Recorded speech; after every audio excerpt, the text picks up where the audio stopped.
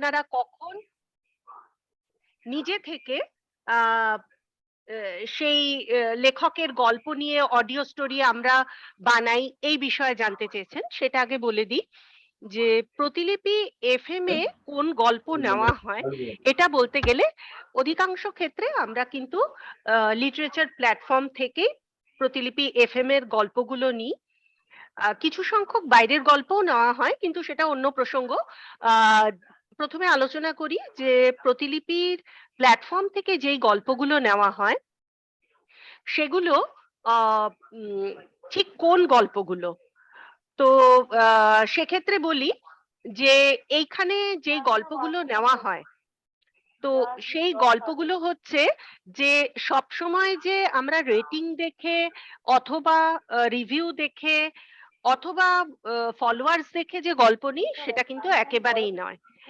আবার আমার মনে হয় কারোর একটা বোধহয় মাইক অন আছে, একটু প্লিজ অফ করে দিলে ভালো হয়।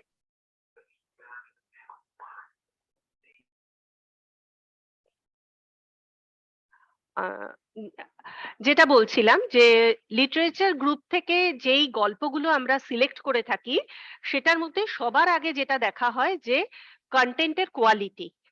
কন্টেন্টের কোয়ালিটি দেখার পরে আমরা দেখি যে সেই কন্টেন্টের মধ্যে লেখক গুণ ছাড়াও পাঠকরা সেটা কিভাবে নিচ্ছে। অবশ্যই পাঠকদের রিভিউ একটা নিঃসন্দেহে একটা সেখানে জায়গা রয়েছে, কিন্তু প্রথমে কিন্তু দেখা হয় যে কন্টেন্টের কোয়ালিটি। অনেক সময় আমরা প্রতিলিপি লিটারেচার প্ল্যাটফর্মে কিছু গল্প দেখি, হয়তো সেই লেখকের সেরকম ফলোয়ার্স নেই, সেই রকম রিভিউ আসেনি বা সেরকম স্টার রেটিং নেই, কিন্তু গল্পটা উম, অত্যন্ত উচ্চমানের। সেক্ষেত্রেও কিন্তু সেই গল্প আমরা সিলেক্ট করে থাকি।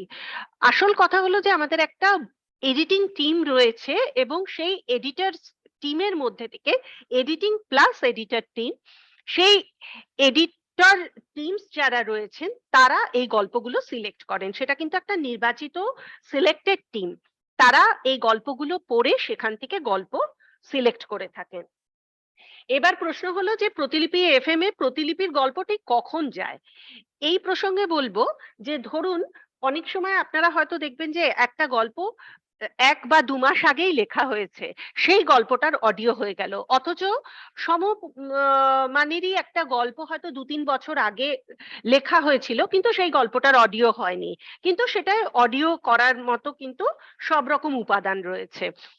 এই ব্যাপারে বলি যে প্রতিলিপি এফএম এ কি হয়, যখন এক একটা সময় এক একটা জ্বরের ওপরে কিন্তু আমরা লেখা নির্বাচন করি। যখন যেই জ্বরটা পাঠকরা বা শ্রোতারা খুব বেশি পছন্দ করেন, জেনারেলি দেখা যায় যে রোমান্স, হরর, সাসপেন্স, থ্রিলার এবং মিস্ট্রি, মার্ডার মিস্ট্রি বলুন বা বিভিন্ন রকমের ডিটেকটিভ টাইপের যে গল্পগুলো হয়, এই গল্পগুলো কিন্তু পাঠকরা বা শ্রোতারা বেশি পছন্দ করেন। তো সেই ক্ষেত্রে আমরা সেই গল্পগুলো সিলেক্ট করে থাকি। আহ এর পরের প্রশ্ন হচ্ছে যে প্রতিলিপি এফএম এ কিভাবে কোন শর্তে গল্প প্রকাশ করে। এইখানে শর্তের ক্ষেত্রে বলবো যে প্রথমেই কিন্তু যেসব অথরদের সঙ্গে আমরা সরাসরি আইপি সংক্রান্ত বিষয়ে পুরো ফর্মালিটিস পুরো করি, সেই ক্ষেত্রেই কিন্তু এফএম এ গল্পগুলো প্রকাশিত হয়ে থাকে। আমরা কিন্তু র্যান্ডামলি এখান থেকে তুলি না। প্রথমে যেটা আমি বলেছিলাম যে আমাদের এডিটর টিম গল্পগুলোকে পড়েন এবং সেখান থেকে সিলেক্ট করেন। এইবার এই সিলেকশনেরও কিন্তু কিছু ব্যাপার আছে। যেই গল্প ধরুন কিছু কিছু রাইটারের বেশ কিছু আইপি বহুদিন আগে নেওয়া হয়ে গেছে কিন্তু তার একটাও অডিও আমরা এখনো অব্দি তৈরি করিনি। এটার মূল কারণ আইপি টিম যখন কোনো অথরের আইপি অ্যাকুইজিশন নিচ্ছে, তার মানে এই নয় যে তার প্রত্যেকটা গল্পই কিন্তু অডিওর জন্য নেওয়া হলো। আমাদের যেহেতু 3টে ভিন্ন ভিন্ন প্ল্যাটফর্ম রয়েছে, আমাদের লিটারেচার প্ল্যাটফর্ম রয়েছে, অডিওর প্ল্যাটফর্ম রয়েছে, আমাদের কমিক্সের প্ল্যাটফর্ম রয়েছে, তারপরে আমাদের এখন হার্ড কপিও আমরা প্রকাশিত করছি, এছাড়া ওয়েব সিরিজ বানাচ্ছি আমরা। তো কোনো একজন লেখকের কিছু গল্প নেওয়া হচ্ছে, এইগুলোর মধ্যে কিন্তু যেকোনো ক্ষেত্রে সে গল্পটি নির্বাচিত হতে পারে। তো নিরাশ হওয়ার কোনো কারণ নেই যে আমার আইপি নিয়ে নেওয়া হয়েছে, বহুদিন হয়ে গেল অথচ একটা গল্পও আমার এফএম এ এলো না। হয়তো আপনার গল্পটার মধ্যে এমন কিছু পোটেনশিয়াল আছে যেটা ওয়েব সিরিজের জন্য বেশি কার্যকরী। সেটা হয়তো এফএম এ তো আমরা শুধুমাত্র শুনতে পাই, সেখানে আহ দর্শনের বা ভিজুয়ালাইজেশনের কোনো ব্যাপার নেই। তো সেই গল্পটা হয়তো আপনার ওয়েব সিরিজের জন্য সিলেক্ট হলো, অথবা এমন গল্প যে সেটা হয়তো আপনার কমিক্সের জন্য সিলেক্ট হলো। কিন্তু সেটা মানে এই নয় যে ধরুন আপনার থেকে 6 মাস আগে আইপি অ্যাকুইজিশন আমরা নিয়ে রেখেছি। এবার প্রত্যেকটা আপনার থেকে যেরকম নেওয়া হয়েছে, আপনারা যারা প্রতিলিপির প্ল্যাটফর্মে লিখছেন, আপনারা প্রত্যেকেই জানেন যে প্রতিলিপির প্ল্যাটফর্মে কতজন লেখক আছেন। এরকম আপনার মতো আরো কয়েক হাজার লেখকের থেকে আমরা এই আইপি অ্যাকুইজিশন নিয়ে থাকি, এবং যেটা আমি বলেছিলাম যে জ্বরের যেরকম চাহিদা থাকে, যেই সময় যেই ডিমান্ডটা থাকে, সেই ডিমান্ড অনুসারে আমরা কিন্তু অডিও করে থাকি। আরেকটা ব্যাপার, লিটারেচার প্ল্যাটফর্মে যখন কোনো ইভেন্টস হয় বা আপনি লিখছেন, আপনি সেখানে কিন্তু একদিনে হয়তো আপনি 10টা গল্প বা 20টা গল্প প্রকাশ করতে পারেন। এক একটা ইভেন্টে কয়েকশো কয়েক হাজার লেখা আসতে পারে। কিন্তু অডিওর ক্ষেত্রে আমাদের কিন্তু সেই সেই মাপের কিন্তু হয় না।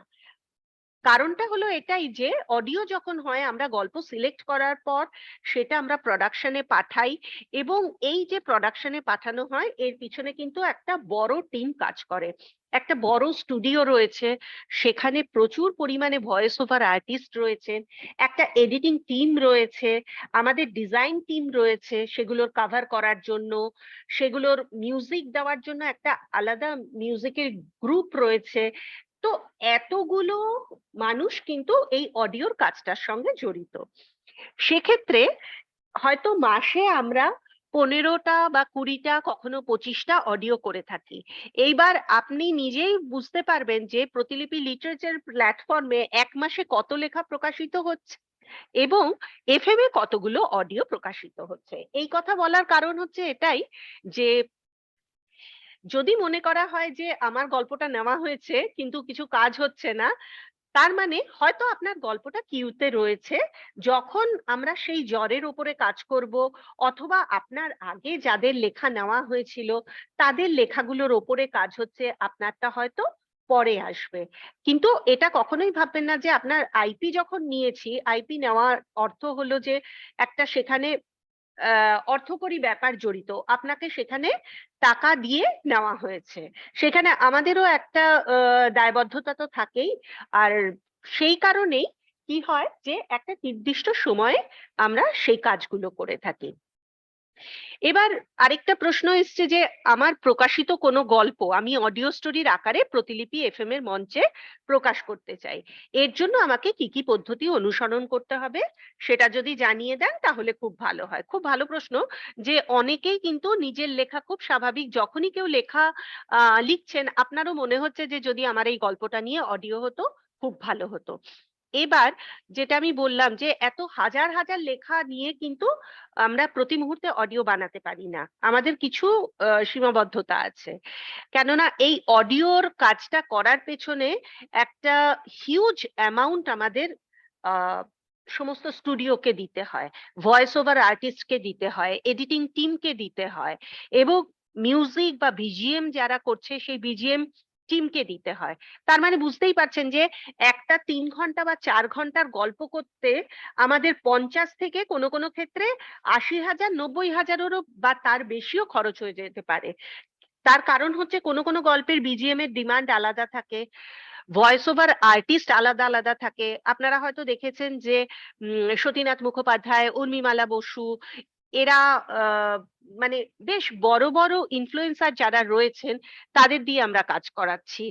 তো সেখানে খুব স্বাভাবিকভাবেই তাদের যে পারিশ্রমিক যেটা থাকে, তারপরেও এটা তো শুধু তাদের পারিশ্রমিক, তারপরেও যেটা একটা স্টুডিওর খরচ থাকে, মিউজিক আর্টিস্টদের একটা খরচ থাকে। তো একটা অডিও করতে গেলে একটা বড় সংখ্যক অ্যামাউন্ট সেখানে আমাদের পে করতে হয়। তো সেই কারণেই লেখা প্রতিলিপির প্ল্যাটফর্মে আছে মানেই যে সেটার অডিও করা যাবে এমনটা নয়। তবে আমাদের এফএম এর প্ল্যাটফর্মে আপনি কিন্তু নিজেও নিজের গল্পের অডিও করতে পারেন, সেটা কিন্তু আছে। সেক্ষেত্রে আপনাকে কি করতে হবে, যে প্রতিলিপি এফএম অ্যাপটা গুগল প্লে স্টোর থেকে আপনাকে প্রথমে ডাউনলোড করে নিতে হবে, এবং সেখানে প্রথমে সাইন ইন আর পাসওয়ার্ড দিয়ে আপনি যেরকম ভাবে লগ ইন করেন, প্রথমে যেরকম সাইন আপ করেছিলেন লিটারেচার প্ল্যাটফর্মের জন্য, ওই অ্যাপে যেভাবে লেখার আগে যেই যেই পদ্ধতি অনুসরণ করেছিলেন, এখানেও এক্স্যাক্টলি তাই, যে আপনাকে প্রথমে সাইন ইন করতে হবে, এবং সাইন ইন করার সঙ্গে সঙ্গে আপনি ওখানে কিন্তু দেখতে পাবেন যে আপনি কিভাবে, সঙ্গে সঙ্গে আপনার সামনে একটা পপ আপ আসবে যে আপনি যদি নিজের অডিও আপলোড করতে চান কি কি পদ্ধতি অনুসারে। যেরকম লিটারেচার প্ল্যাটফর্মে লেখা প্রকাশ করতে গেলে কি করবেন, প্রথমে নাম দিলেন, তারপরে লেখকের নাম এবং সেখানে কোথায় লিখবেন। এখানেও ঠিক একই পদ্ধতিতে প্রথমে কি করবেন, লেখকের নাম, তারপরে যিনি বাচিক শিল্পী সেই বাচিক শিল্পীর নাম, আপনি যদি নিজে সেখানে নিজের অডিও করছেন নিজের নাম দেবেন, বা অন্য বাচিক শিল্পী থাকলে সেই বাচিক শিল্পীর নাম দিতে পারেন, এবং আপনার যেই রেকর্ডিংটা আপনি করে রেখেছেন আপনার মোবাইলে, সেই রেকর্ডিংটা কিভাবে ওখানে আপলোড করতে হবে সেই প্রসেসটা পুরোটা ওখানে বলে দেওয়া রয়েছে। আপনাকে পরপর একটা স্টেপ আপনি যেই আহ, লিখলেন সেই স্টেপটা যেই অনুসরণ করলেন, পরের স্টেপটা সঙ্গে সঙ্গে আপনার কাছে চলে আসবে, এবং তারপর লাস্টে গিয়ে আপলোড করুন বলে অপশন এলে আপনি সেখানে ক্লিক করলে অটোমেটিক্যালি সেখানে আপলোড হয়ে যাবে। আপনারা যদি প্রতিলিপি এফএম এর হোম পেজটা দেখেন, সেখানে কিন্তু নতুন আপলোড বলে একটা সেকশন আছে, যেখানে প্রতিদিন বহু সংখ্যক মানুষ নিজেদের লেখা, কবিতা, গান সবকিছুই সেখানে আপলোড করছেন। তো যদি প্রতিলিপি এফএম এর পক্ষ থেকে নাও হয়, আপনি কিন্তু নিজেও নিজের লেখা আপলোড করতে পারবেন। এর পরের প্রশ্নে আসি, যে যে লেখাগুলো প্রতিলিপি প্রিমিয়ামে আছে সবই কি প্রতিলিপি এফএম এর জন্য সিলেক্ট হবে? প্রতিলিপি এফএম এ আমার লেখা সিলেক্ট করার জন্য আমার কাছে কি অনুমতি চাওয়া হবে? চাওয়া হবে কি? এই যে দ্বিতীয় প্রশ্নটা, অনুমতি চাওয়া হবে কি, এটি সবচেয়ে গুরুত্বপূর্ণ প্রশ্ন। কেননা কোন রকম অনুমতি, লেখকের অনুমতি ছাড়া কোন রকম কাজ করা কিন্তু সেটা সম্পূর্ণরূপে বেআইনি। সেটা প্রতিলিপির প্ল্যাটফর্মের লেখাই হোক বা বাইরের লেখাই হোক, কেননা প্রতিলিপিতে যিনি লেখক লিখছেন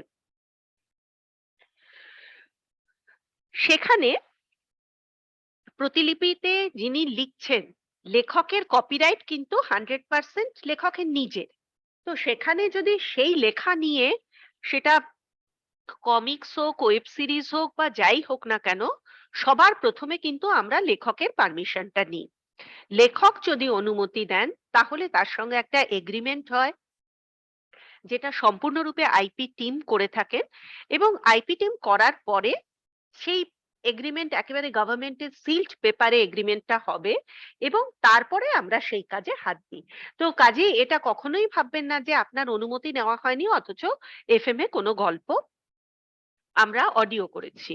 সেটা লেখককে না জানিয়ে কোনোদিনই প্রতিলিপিতে কোনো কাজ করা হয় না। এবার আসি তার আগের প্রশ্নটিতে, যে যে লেখাগুলো প্রতিলিপি প্রিমিয়ামে আছে সবই কি প্রতিলিপি এফএম এর জন্য সিলেক্ট হবে? এখানে খুব পরিষ্কারভাবে বলে দিই, প্রিমিয়ামের সঙ্গে কিন্তু অডিওর করার কোনো সম্বন্ধ নেই। সাধারণ কোনো গল্প যদি কন্টেন্ট হিসেবে খুব ভালো গল্প হয়, সেটা যদি প্রিমিয়ামে নাও থাকে, সরি, আমরা কিন্তু সেই গল্পটা অডিওর জন্য অবশ্যই নিতে পারি। সেক্ষেত্রে আপনারা গল্প লিখে দিতে পারেন।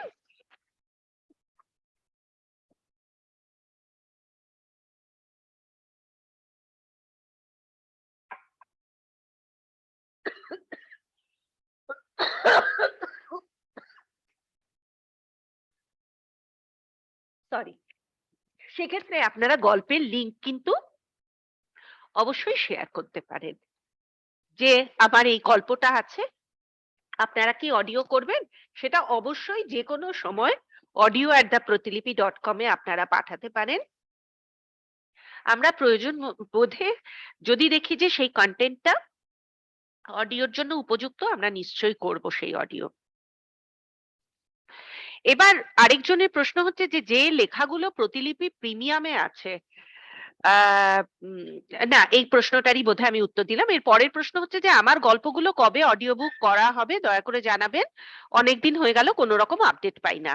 তার মানে যিনি এই প্রশ্নটি করেছেন তার আইপি অ্যাকুইজিশন নেওয়া হয়ে গেছে এবং আইপি অ্যাকুইজিশন পাওয়ার পরেও তার অডিও করা হয়নি। এই প্রশ্নটার উত্তর আমি আগেই দিয়েছি যে আইপি রিলেটেড যখনই আপনার সঙ্গে আইপি অ্যাকুইজিশন করা হচ্ছে তার মানে প্রতিলিপির তরফ থেকে আপনার কাছে একটা পেমেন্ট গেছে এবং সেক্ষেত্রে প্রতিলিপির দায়বদ্ধতা যে প্রতিলিপি সেটা করবেই। সেটা অডিও ফর্মে হোক, বা কমিকস হোক, হার্ড কপি হোক, ওয়েব সিরিজ হোক, যেটাই হোক সেটা করবে। আপনার হয়তো যখন এগ্রিমেন্ট হয়েছিল আপনি এগ্রিমেন্টের পেপারটা যদি খুব ভালো করে পড়েন সেখানে দেখতে পারবেন এই প্রত্যেকটা অপশন লেখা রয়েছে এবং হয়তো এমন হতে পারে যে সেই গল্পটা অডিওর জন্য উপযুক্ত নয়। সেই কারণে হয়তো অডিও হচ্ছে না। অথবা অডিও হতে পারে, সেটা একটা হয়তো নির্দিষ্ট সময়ের উপর ডিপেন্ড করছে। কেননা এক্ষেত্রে এমনও হতে পারে যে খুব ধরুন ছোট গল্প, জেনারেলি এখন যেটা এটা খুব ইম্পর্টেন্ট একটা জেনে রাখবেন, কেন প্রতিদিন আমাদের কাছে এরকম প্রচুর মেল আসে যে আমার এই গল্পটা আমি অডিও করতে চাই। হয়তো গল্পের পঠন সময় ৫ মিনিট থেকে ৭ মিনিট অথবা ১০ মিনিট থেকে ১৫ মিনিট। ইদানিং কিন্তু আমরা গত প্রায় ৮ থেকে ১০ মাস হয়ে গেল যেটা রিডিং টাইম ১২ ঘন্টা থেকে ১৬ ঘন্টা বা ১৫ ঘন্টা থেকে ২০ ঘন্টা। রিডিং টাইম ২০ ঘন্টা বলছি কিন্তু। এবার রিডিং টাইম ২০ ঘন্টার গল্প বা ২২ ঘন্টার গল্প যেটা থাকে সেগুলো নিয়ে আমরা কাজ করছি, যেগুলোর অন্তত ১০০টা এপিসোড রয়েছে। তো সেক্ষেত্রে বুঝতেই পারছেন যে ৫ মিনিট বা ৭ মিনিটের গল্প নিয়ে অডিও করা হচ্ছে না এখন। কিন্তু যদি গল্পের মধ্যে এরকম কোনো পোটেনশিয়াল থাকে, আমাদের মনে হতে পারে যে এটা ছোট গল্প কিন্তু এটাকে উপন্যাসে দাঁড় করানো যায় এবং এটা দিয়ে খুব ভালো ওয়েব সিরিজ হতে পারে বা অডিও হতে পারে। সেক্ষেত্রে আমরা কি করি? আমরা ১ম এ রাইটারের সঙ্গে কথা বলি এবং রাইটার অনুমতি দিলে যে এই গল্পটা আমরা অডিও করতে চাই এবং এটার আরো বড় করতে চাই আমরা। এটা অন্তত ১০০ এপিসোড করতে চাই। সেক্ষেত্রে আপনি রাজি আছেন কি?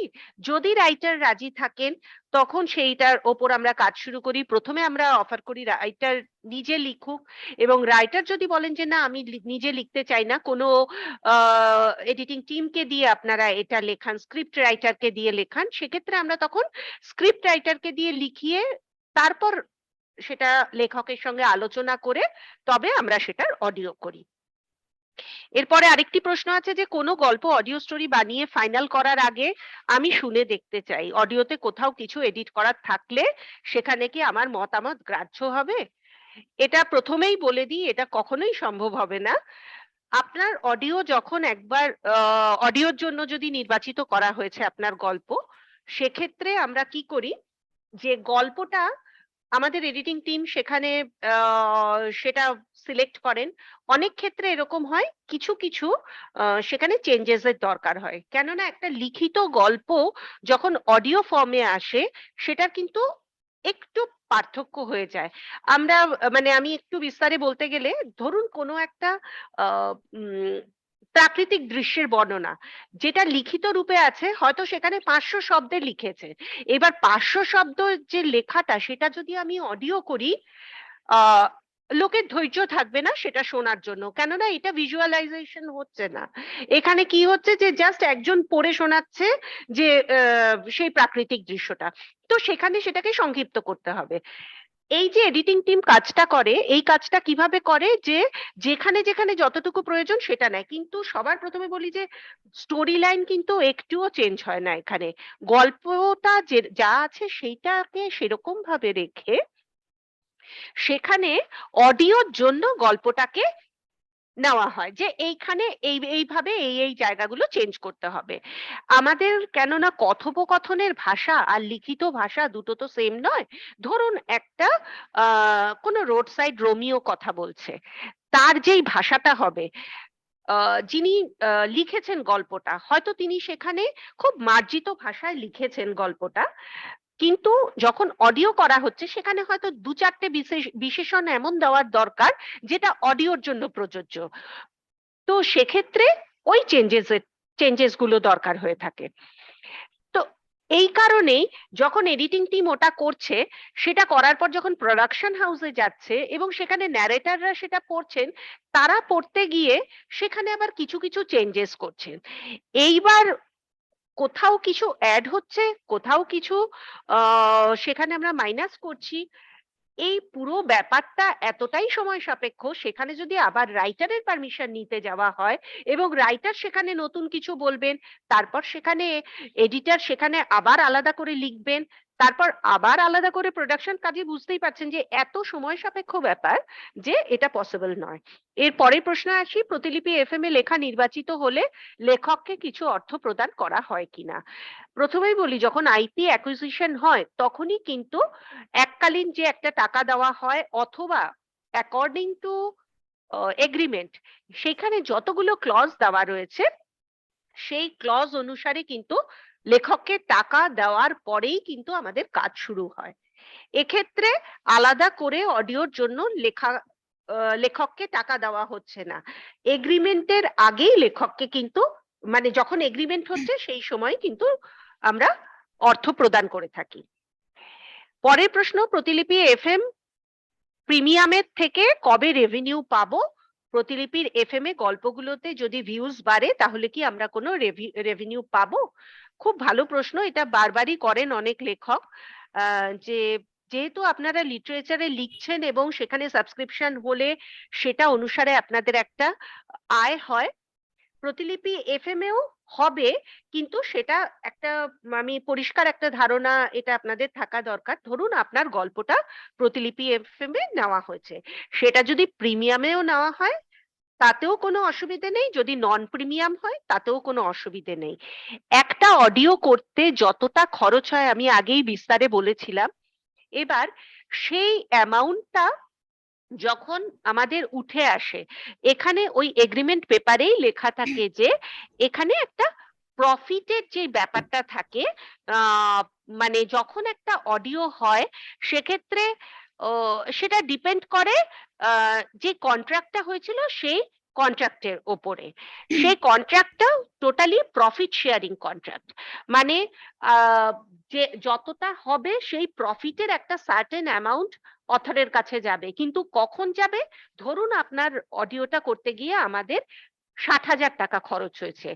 এই ৬০,০০০ টাকাটা যখন প্রতিলিপির অ্যাকাউন্টে আসবে, তারপর যখন ৬০,০০০ এক হবে, সেই একের যে পার্সেন্টেজটা আপনার সঙ্গে এগ্রিমেন্টে লেখা ছিল সেই ১ টাকার পার্সেন্টেজ, এই ৬০,০০০টা যখন ৮০,০০০ হবে, এই যে ২০,০০০ টাকা, এই ৬০,০০০টা কিন্তু প্রতিলিপির ঘরে আসবে। কেননা আপনি লিখেছেন, আপনার লেখাটার উপর আমাদের কাজ করতে 60,000 খরচ হয়েছে, এটা প্রতিলিপি নিজের পকেট থেকে দিয়েছে টাকাটা, রাইট?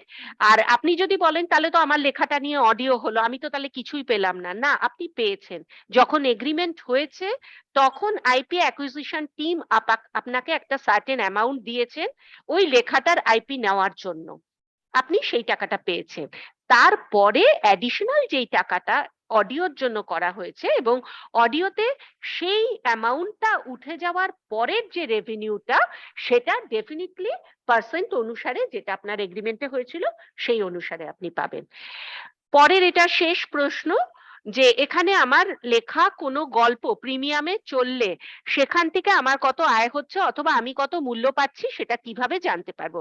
এটা অটো জেনারেটেড সিস্টেম, এটা প্রতিলিপি আপনাকে জানাবে।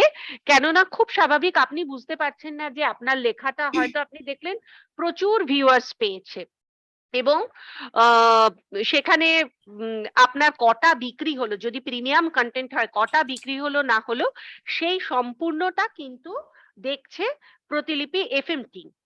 তো সেখানে রেভিনিউর যেই ব্যাপারটা থাকে সেটা সেই ফিনান্স টিমের থেকে আমরা যখন পেয়ে যাই, তারপর যেটা আপনার রেভিনিউ হবে সেটা আমরা আপনাকে সামনে থেকে যোগাযোগ করব। তো আমার কাছে যেই প্রশ্নগুলো এসছিল সেই প্রশ্নগুলোর আমি উত্তর দিলাম। হয়তো আপনাদের আরো কিছু প্রশ্ন থাকবে, আমি চেষ্টা করব সেগুলোর উত্তর দেওয়ার। মৌমিতা দি এতক্ষণ আমাদের সঙ্গে ছিলেন, সেজন্য ওনাকে অসংখ্য ধন্যবাদ জানাই। এবং আশা করি আপনাদের অডিও রিলেটেড, প্রতিলিপি এফএম রিলেটেড অনেক কোয়ারিজ ছিল যেগুলো আপনারা আনসার পেয়েছেন। এবং এর পরেও যদি আপনাদের কিছু এরকম কোয়েশ্চেন্স থাকে, আপনারা সরাসরি audio@pratilipi.com এ মৌমিতা দিকে জানিয়ে দিতে পারেন। উনি সব সময় চেষ্টা করেন আপনারা যখনই প্রশ্ন করছেন তার আনসার গুলো দেওয়ার এবং আপনাদের যা কোয়ারিজ থাকে সেগুলো সমাধান করার। তো মৌমিতা দিকে অসংখ্য ধন্যবাদ আমাদের সাথে থাকার জন্য, এবং অনুরোধ করব উনি যেন আরেকটু সময় আমাদের সাথে থাকেন। তো এরপরে আমরা আইপি রিলেটেড কোয়েশ্চেন গুলোর দিকে চলে যাই। আমি রিকোয়েস্ট করব উমেদকে আনমিউট করার জন্য। Hello everyone, good evening. Good evening. তো আমি সবাইকে একটু আগে জানিয়ে রাখছি যে উমেদ আপনাদের সঙ্গে হিন্দিতে কনভারসেশন করবেন, কিন্তু আমি আপনাদের প্রশ্নগুলোকে শোনাবো এবং উমেদ তার আনসারগুলো করবে। তো প্রথম প্রশ্ন আমি পেয়েছিলাম জয়দীপ চক্রবর্তীর কাছ থেকে। উনি জানিয়েছেন যে ওনার 37টি গল্প নিয়ে প্রতিলিপির সাথে আইপি কন্ট্রাক্ট হয়েছিল, কিন্তু উনি জানতে চাইছেন কবে নাগাদ কোন কোন গল্প নিয়ে কি কি কাজ হতে পারে তার একটি ধারণা উনি চাইছেন। আর উনি বলেছেন যে আইপি কন্ট্রাক্টে নেই এমন 3টি 30 পর্বের গল্প প্রতিলিপিতে পোস্ট করা আছে, এই গল্প নিয়েও প্রতিলিপি কোনো রকম কাজ করবে কিনা, আর যদি কাজ না করে তিনি এই গল্পগুলোকে অন্যত্র দিতে পারেন কিনা, এটা উনি জানতে চেয়েছেন। Joydeep Chakraborty. Yes, so first of all मैं आप सबका बहुत बहुत शुक्रगुजार हूँ. Thank you for having me in this call. And yes, so I will quickly get into the question. तो जयदीप सर का आंसर यही है, सिंपल सा, कि ये ऑलमोस्ट मौमिता मैम ने आंसर कर ही दिया है कि जस्ट बिकॉज हमारे प्रोडक्शन टीम से आपको एक मैसेज नहीं आया है उसका मतलब ये नहीं है कि आपकी कहानी पे काम नहीं हुआ है. दैट मीन्स कि आपकी कहानी को अभी वर्क इन प्रोग्रेस है, उसे हम अभी काम कर रहे हैं. It's just that final production conclusive काम नहीं हो पाया है, इस वजह से आपको खबर नहीं दिया गया. तो जयदीप सर का एक्विजिशन मुझे याद है, मैंने खुद किया था. I hope he is in the call, so he remembers my name. तो अराउंड 37 कंटेंट्स, बहुत सारे कंटेंट्स हम लोगों ने, स्टोरीज हमने एक्वायर किए थे. तो ये एक acquisition is just the first 1% of the whole journey, and बाकी 99% है when we read the story. हम स्टोरी पढ़ते हैं, हम स्टोरी को एडिट करते हैं, उसको समझते हैं, फिर बाद में उसको देखते हैं कि वो स्टोरी कहाँ, किस तरीके से, किस फॉर्मेट में पहले फिट होगा. तो इट टेक्स टाइम, एंड हम ये समय हम नहीं मांगते हैं, बट ये टाइम स्टोरी को लगता है, इस वजह से हम उसे देते हैं. तो यस, बेस्ड ऑन दैट, जब भी कोई भी किस्म का प्रोडक्शन फाइनलाइज होता है, हम लोग हमारे ऑथर्स को उसके बारे में जरूर नोटिफाई करते हैं, primarily through mails. And second question Jaydeep sir का था कि उन्होंने और 2-3 कहानियां लिखी हैं, can will Pratilipi sign contracts for these 3 contents, if not can I give them to other platform. तो फर्स्ट ऑफ ऑल, स्टोरीज किसी दूसरे प्लेटफॉर्म को देना is not a good idea, because ये हम इसलिए नहीं कह रहे हैं कि हमारी स्टोरी बाहर चले जाएगा एंड हमारा नुकसान हो जाएगा. That is obviously one of the reasons, but इससे भी बड़ा रीजन ये है कि बाहर में मोस्टली जितने भी प्लेटफॉर्म्स हैं, जिसका ऑब्वियसली मैं नाम नहीं लूंगा, बट आप लोग सबको उसका नाम पता ही है, बहुत सारे प्लेटफॉर्म्स हैं, ऑडियो प्लेटफॉर्म्स है, पब्लिशिंग प्लेटफॉर्म्स हैं, और भी बहुत सारे प्लेटफॉर्म्स हैं. उनका ऑपरेशन और लीगल स्ट्रक्चर ऑथर के लिए अच्छा नहीं होता है. बहुत ज्यादा डिटेल में हम नहीं जाएंगे, बट सिंपल शब्दों में वो जिस किस्म के अग्रीमेंट में ऑथर्स को बाइंड करते हैं, जो अग्रीमेंट में ऑथर से सिग्नेचर लेते हैं, दैट वो अग्रीमेंट अच्छा अग्रीमेंट नहीं होता है. लॉन्ग रन में ऑथर्स का बहुत नुकसान होता है उससे. तो that is one of the answers. And second answer is specifically to Jaydeep sir. Sir, आप अपने कंटेंट्स हमारे साथ शेयर करें. आई विल मैं अपने प्रोडक्शन टीम के साथ में वो सब शेयर करूंगा, एंड आई एम श्योर हम आपका 37 कंटेंट्स एक्वायर किए हैं, उस पर कुछ ना कुछ काम चल ही रहा है. तो आई एम वेरी श्योर ये 30 एपिसोड्स का आपने और 3 कंटेंट, बड़ा बड़ा कंटेंट लिखा है, तो उस पर भी हम लोग कुछ ना कुछ काम करेंगे, उस पर भी एक्विजिशन करेंगे होपफुली. तो এর পরের প্রশ্নে যদি আমি চলে যাই, উমেদ, আগের কোয়েশ্চেনটা কি আনসার পুরোটা হয়েছিল? Yes, yes, yes. I have answered one after the other. তাহলে এর পরের প্রশ্নে চলে যাই। দেবানন্দ মন্ডল উনি প্রশ্ন করেছিলেন, উনি অনেকদিনই আইপি টিমের সঙ্গে যোগাযোগ করার চেষ্টা করেছেন।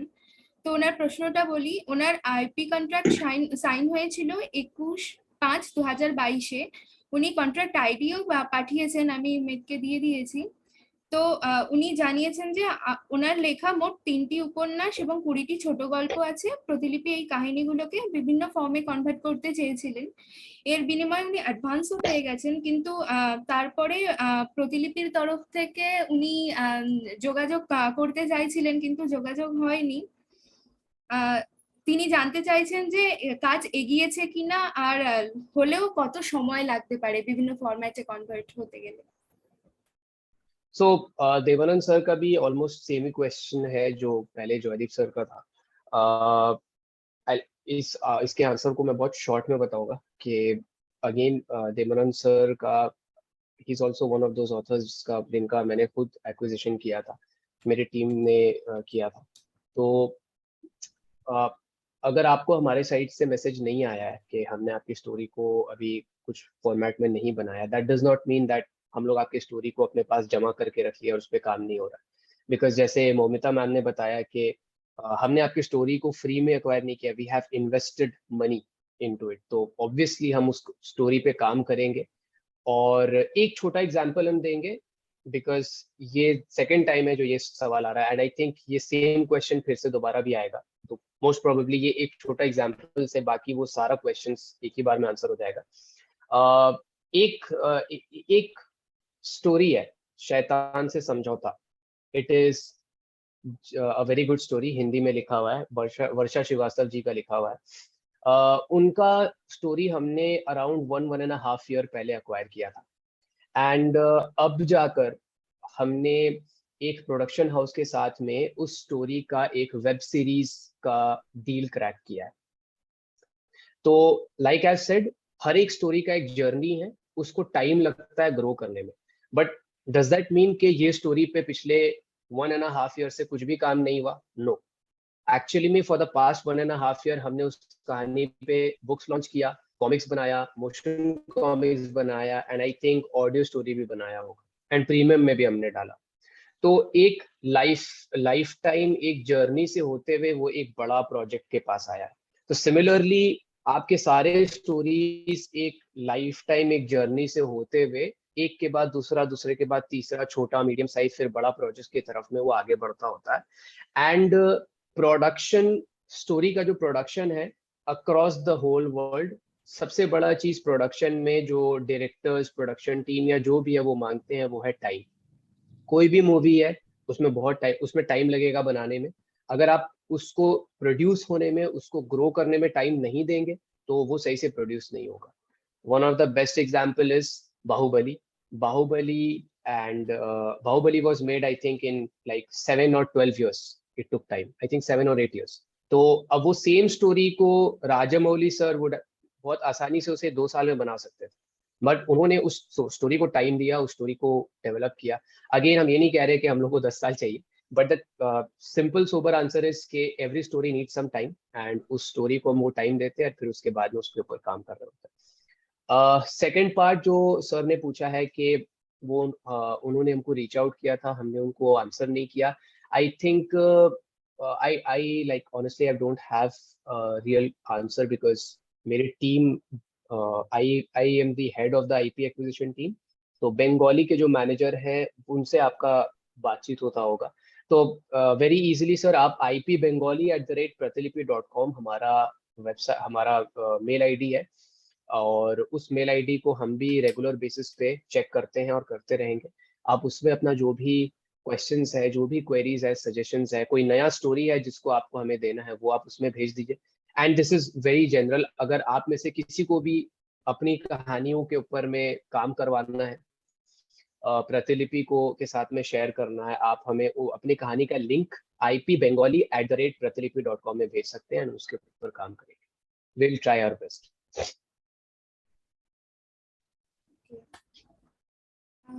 তো অনেকগুলোই প্রশ্নের একসাথে উত্তর দেওয়া হয়ে গেছে, তাও একটা দুটো প্রশ্ন আমি করতে চাই। শ্রেয়া মণ্ডল জিজ্ঞাসা করেছিলেন, আইপি কন্ট্রাক্টের অধীনে থাকা গল্পগুলো কি লেখক বা লেখিকারা নিজের ইউটিউব চ্যানেলে অডিও স্টোরি হিসেবে দিতে পারেন? শ্রেয়া মণ্ডল। Shreya ma'am, no, because आपने अपने स्टोरी आप ओके हम आपके पास आकर बोलते हैं मैम आपका ये स्टोरी बहुत अच्छा है, हमको आपकी स्टोरी पे काम करना है, हम आपकी स्टोरी पे मूवी बनाएंगे, कॉमिक्स बनाएंगे, एनिमेशन बनाएंगे, उसको प्रीमियम में डालेंगे, उसका बुक्स लॉन्च करेंगे, उसका ऑडियो स्टोरी बनाएंगे। आपने बोला ग्रेट, हमने आपको एक साइनिंग अमाउंट दिया, आपने हमारे साथ अग्रीमेंट साइन कर लिया एंड हमने आपकी स्टोरी को लेकर उस पर काम करना शुरू कर दिया। तो आपने हमें अपनी स्टोरी के ऊपर में काम करने का राइट्स दे दिया, तो अब आप उसी स्टोरी पे खुद से ऑडियो नहीं बना सकते, क्योंकि अब वो ऑडियो बनाने का राइट हमारे पास।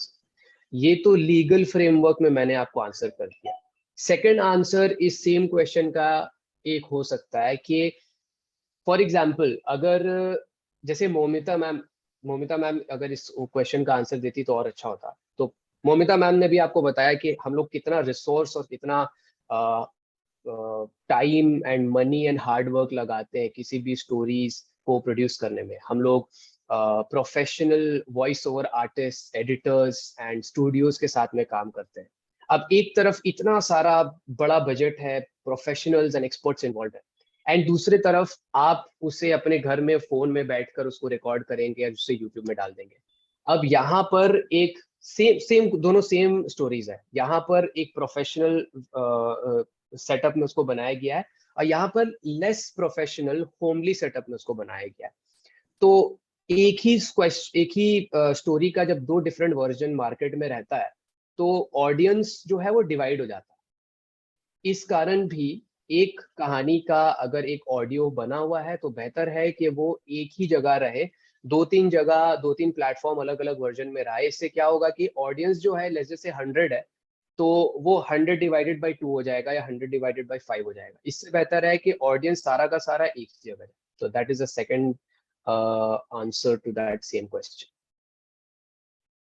তো আমাদের চ্যাট বক্সে একটা কোয়েশ্চেন এসছে, how can we know the expenses incurred for making one audio?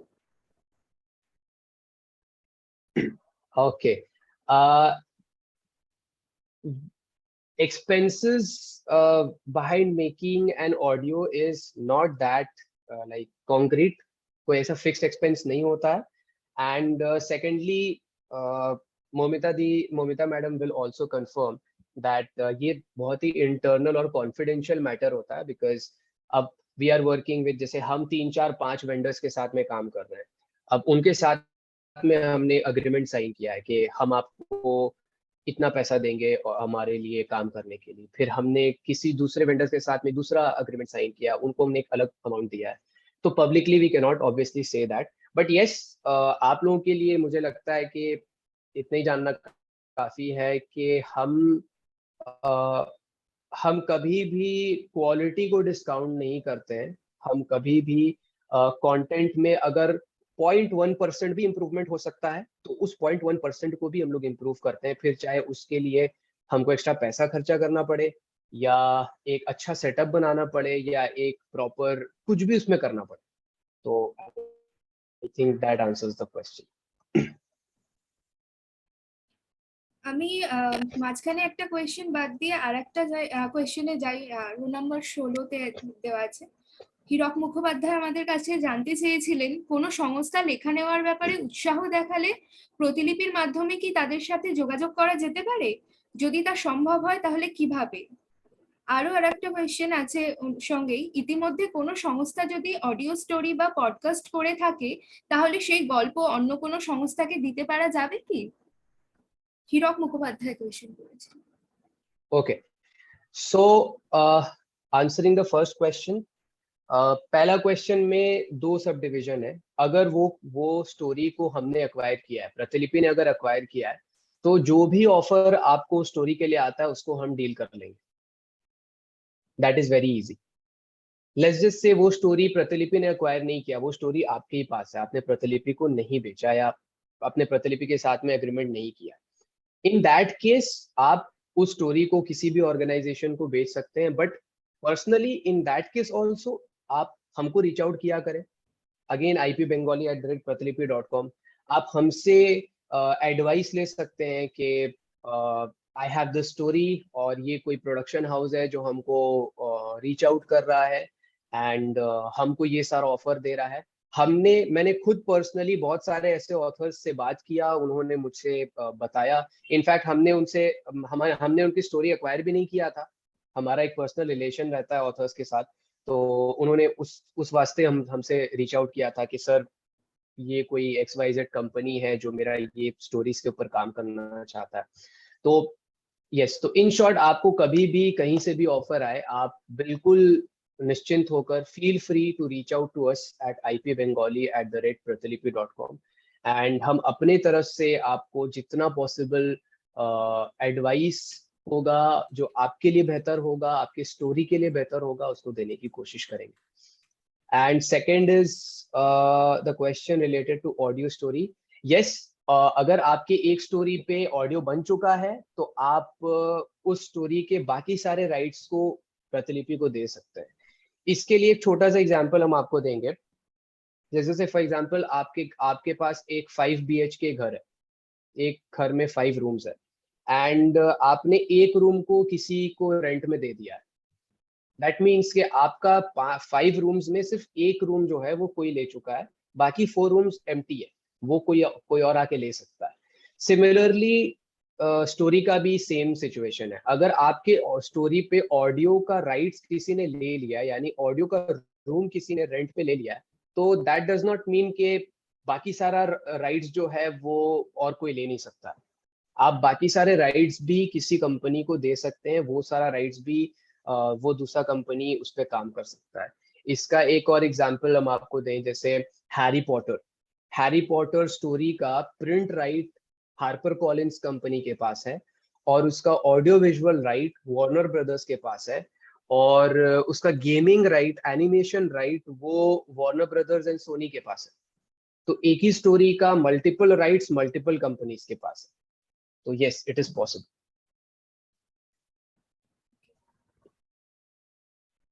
Chat বক্সের আরেকটা কোয়েশ্চেনে চলে যাই। মনামি আমাদের জিজ্ঞাসা করেছিলেন প্রতিলিপি আইপি টিমের সাথে 5টা গল্পের এগ্রিমেন্ট হয়েছে, তার 2টো প্রিমিয়ামে চলে গেছে, বাকিগুলো এখনো যায়নি, ওগুলো কি প্রিমিয়ামে হতে পারে? ओके, तो hello ma'am, first of all thank you for writing for us. आपकी 2 स्टोरी प्रीमियम में चले गई है। तो प्रीमियम जो फीचर है प्रतिलिपि का, वन ऑफ द मोस्ट सबसे लेटेस्ट फीचर है। अभी प्रीमियम को लॉन्च होते हुए सिर्फ 1 साल हुआ है और बहुत सारा क्वेश्चंस हम लोग को आता है कि मेरा स्टोरी प्रीमियम में कब जाएगा, आपने मेरा स्टोरी को, मेरा 5 स्टोरीज में से एक स्टोरी को डाल दिया, बाकी स्टोरी कब क्यों नहीं डाला वगैरह वगैरह। तो प्रीमियम में हम स्टोरीज डालते हैं बट हम उसे बहुत टेस्ट करने के बाद, नंबर्स देखने के बाद डालते हैं। क्योंकि आप देखिए, प्रीमियम में स्टोरीज डालने का स्टोरीज डालना इज लाइक फिल्म रिलीज करना हुआ। जैसे आप लोग प्रतिलिपि में अपनी कहानी को अपलोड कर देते हैं, उसको आकर लोग फ्री में आके पढ़ते हैं, they are not incurring, they are not spending money. तो it is easy for the audience, बहुत ही ईजी ऑडियंस के लिए आपके स्टोरी को आके पढ़ना। बट प्रीमियम में जैसे ही स्टोरी चला जाता है, हम ऑडियंस को कहते हैं कि सी ये स्टोरी बहुत अच्छा है, आपको इसे पढ़ना है तो 5 एपिसोड्स या कुछ भी नंबर ऑफ एपिसोड स्टार्टिंग का फ्री है, उसके बाद में आपको पैसा देना होगा।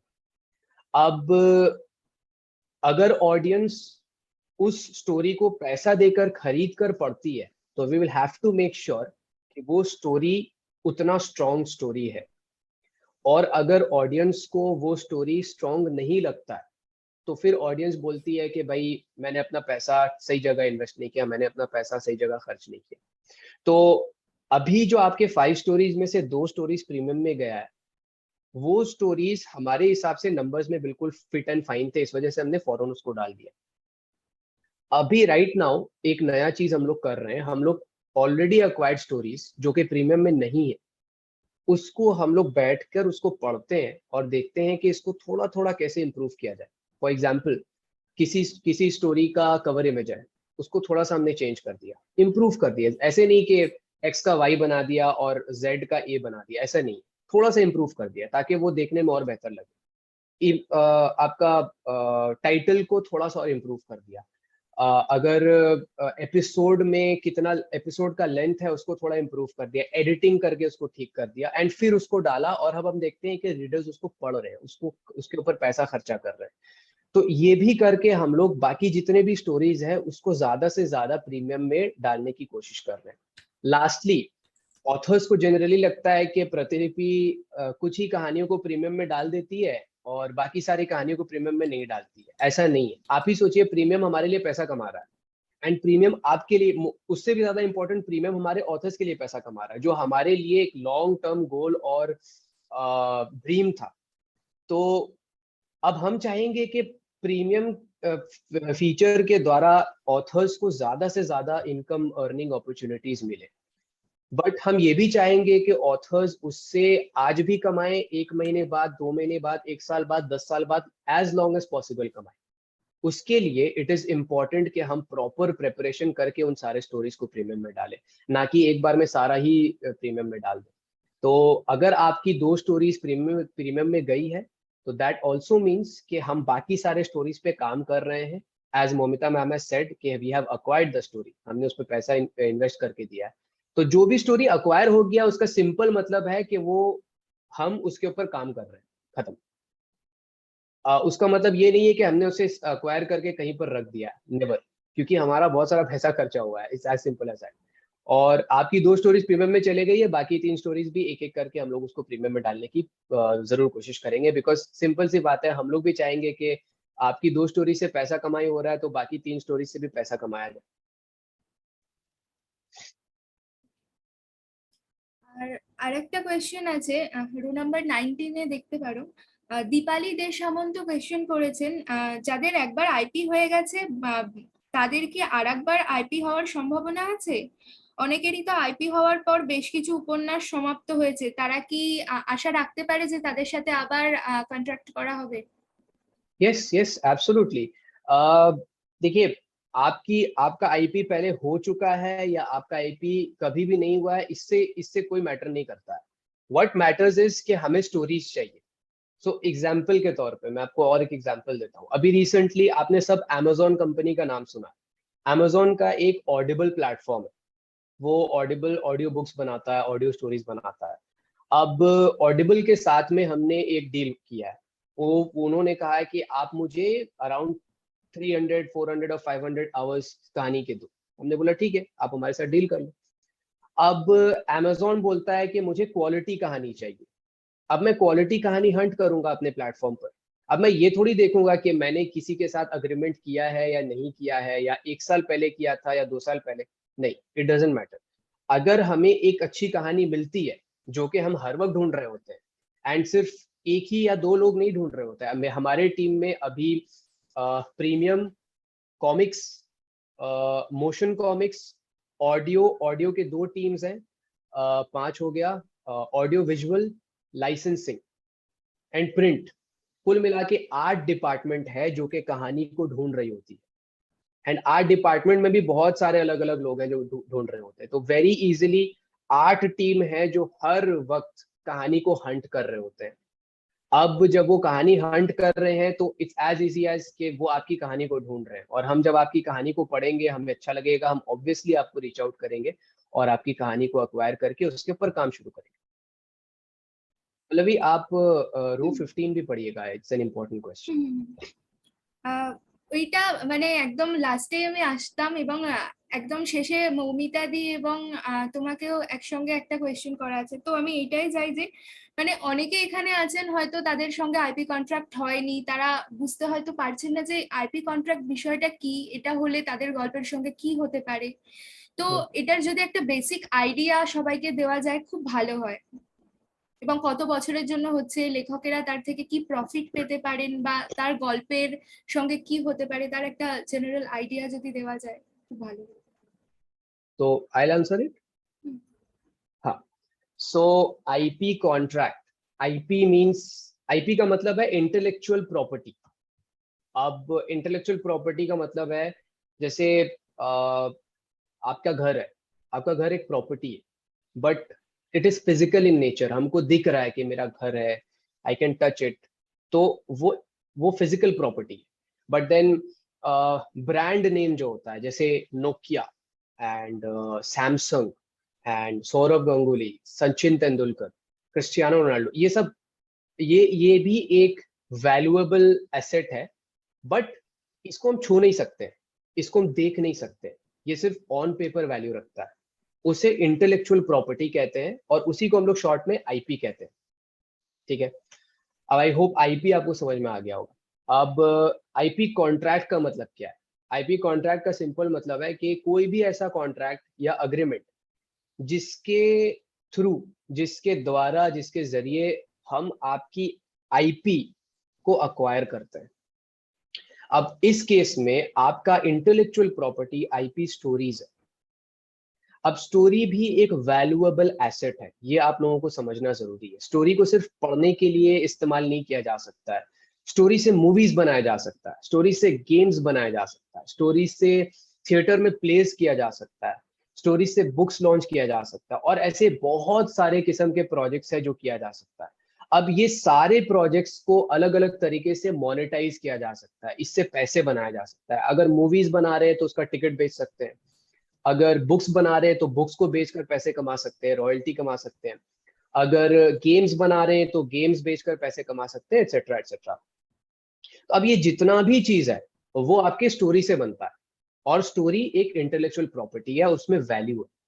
अब यही सारा चीज हम आपके स्टोरीज के ऊपर में करना चाहते हैं, आपके स्टोरीज के ऊपर में गेम्स बनाना चाहते हैं, एनिमेशंस बनाना चाहते हैं, कॉमिक्स बनाना चाहते हैं, एटसेट्रा एटसेट्रा. अब ये कैसे हम बनाएंगे? इसको बनाने के लिए हमको आपसे अनुमति चाहिए होगा, आपका परमिशन चाहिए होगा. और आपसे परमिशन लेने का दो तरीका है. एक है इनफॉर्मल तरीका है, मैं आपको कॉल करूंगा, मैं आपको बोलूंगा मैडम आप तो मुझे जानते हो, मैं प्रतिलिपि से हूँ, आप मुझे ये कहानी दे दो, हम इस पे काम करेंगे. आप बोलोगे हाँ भाई ठीक है, आप ले लो, मेरी कहानी के ऊपर काम करो. ये एक इनफॉर्मल तरीका है, which is not safe for both the company as well as for the author. Why is it not safe? क्योंकि हो सकता है मैं आपकी कहानी के ऊपर कुछ काम करके कुछ बना दूं और आपको कोई क्रेडिट ना दूं, आपको पैसे ना दूं. पॉसिबल. अब ये आपके लिए अनसेफ हो गया. मेरे लिए अनसेफ कैसे होगा कि लेट्स जस्ट से मैंने आपकी कहानी के ऊपर प्रोडक्शन स्टार्ट कर दिया एंड आगे जाकर आपने बोला कि नहीं सर, आप ना मेरी स्टोरी पे काम मत करो, तो वो मेरा भी पैसा डूब जाएगा, तो मेरे लिए भी अनसेफ है. ये इनफॉर्मल तरीका है जो कि काफी अनसेफ. फॉर्मल तरीका क्या है जो कि गवर्नमेंट ऑफ इंडिया ने हमें दिया है? गवर्नमेंट ऑफ इंडिया ने बोला है कि आपको जो भी अग्रीमेंट करना है, किसी से भी उनका आईपी राइट्स खरीदना है, आप एक अग्रीमेंट करो और उसमें गवर्नमेंट ऑफ इंडिया का स्टैम्प पेपर ऐड करके अग्रीमेंट करो. दैट मीन्स ये जो भी अग्रीमेंट है वो गवर्नमेंट ऑफ इंडिया के निर्देश में, उनके सर्वेलेंस में हो रहा है. अब कल को इस अग्रीमेंट के जरिए जो भी कुछ कॉन्फ्लिक्ट होता है, तो अब that can be cleared in the court of law, and that is way more safe. और कोई भी इंटेलेक्चुअल प्रॉपर्टी है उसमें बहुत सारे क्लॉजेस होते हैं, और जितना ज्यादा डिफाइंड क्लॉज होता है उतना ज्यादा आपके लिए इजी होता है और अच्छा होता है, कि उतना ज्यादा आपके लिए सेफ होगा. अगेन हम उसको ज्यादा डिटेल में भी आपको नहीं बताने जाएंगे, बिकॉज उसके लिए खुद बहुत सारा आपको एक्सप्लेनेशन का जरूरत पड़ेगा. In short, this is the meaning of IP contract. अब second question, I think Pallavi, is who are eligible for this contract, isn't it? Okay. तो इसका कोई एलिजिबिलिटी नहीं है. जैसे मैंने आपको बताया कि हम लोग हर वक्त आप कहानी ढूंढ रहे हैं, कंसेप्ट ढूंढ रहे हैं, हम लोगों को डिमांड्स पे डिमांड्स आ रहे हैं, हम लोगों को कहानियों के ऊपर काम करना है, अलग अलग किस्म का काम करना है, खुद भी काम करना है, किसी और के साथ भी मिलकर काम करना है. तो हम सिंपली, अगर आपकी कहानी लेट्स से आपकी कहानी आपने लिखा है, हमने पढ़ा, हमको अच्छा लगा, हम आपको रीच आउट करेंगे, हम बोलेंगे मैडम आपकी कहानी अच्छी लगती है, हमको इस पे काम करना है. तो अब उस पे काम करने से पहले हम आपका एक अग्रीमेंट बना देंगे और आपके साथ साइनिंग कर लेंगे.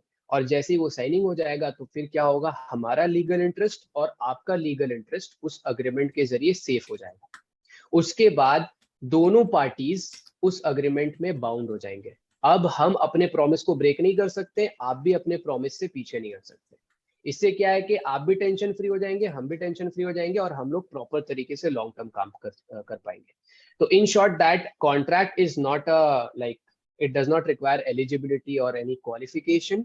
वो कॉन्ट्रैक्ट सिर्फ एक प्रॉमिस करने का एक लीगल तरीका है कि मैडम आपके स्टोरी पे काम करना है, आप प्लीज इस पे साइन कर दो। इस पे हम भी साइन कर देते हैं और फिर बाद में हम लोग काम शुरू करते हैं।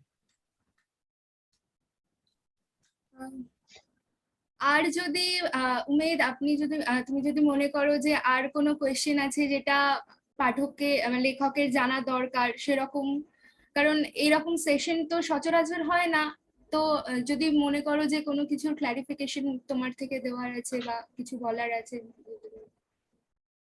नहीं नहीं, आई थिंक बहुत सारा क्वेश्चंस ऑलरेडी आप लोगों ने कवर कर दिया है, तो अभी के लिए इतना ही सारा इंफॉर्मेशन आप लोगों के लिए काफी है। बाकी अगर आप लोगों को कभी भी कोई भी इंफॉर्मेशन लेना हो, कोई भी क्वेश्चंस पूछना हो, चाहे वो स्टोरी से रिलेटेड हो, चाहे वो आप स्टोरी हमें ऑफर करना चाहते हैं, या फिर आपको किसी बाहर वाले कंपनी से ऑफर आ रहा है, वो आप मुझसे कंसल्ट करना चाहते हैं कि क्या मुझे ये अग्रीमेंट करना चाहिए या नहीं, आप हमें ipbengali@pratilipi.com पर मैसेज कर सकते हैं। श्रीदीप ने वो चैट बॉक्स में भेज दिया है, ipbengali@pratilipi.com for anything related to acquisition and production, and obviously bengali@pratilipi.com for anything in general. আমাদের সময় দেওয়ার জন্য উমেদকে অনেক ধন্যবাদ। আপনি যদি লিভ করতে চায় তো করতে পারেন অবশ্যই, তবে মৌমিতাদির জন্য লাস্ট একটা কোয়েশ্চেন আছে, আমি রিকোয়েস্ট করব খুব সংক্ষেপে এটা একটু যদি আমাদের জানান। অনেক সময় দেখা যায় যে কোনো অডিও জন্য অনেকের কাছে তার সিকুয়েল লেখার জন্য রিকোয়েস্ট করা হয়, কোন ক্ষেত্রে এটা করা হয়, এটা কি সবার ক্ষেত্রে হয় বা কোনো পার্টিকুলার কোনো গল্পের ক্ষেত্রে করা হয়, এটা যদি একটু জানিয়ে দেন সংক্ষেপে। Before Momita ma'am answers the question, thanks for having me. Good night everyone. Bye bye. Thank you, thank you.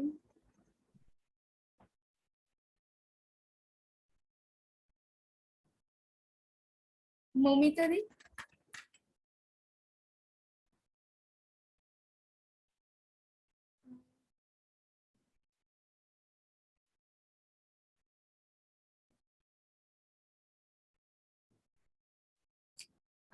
Moumita দিকে একটু আনমিউট করতে হবে।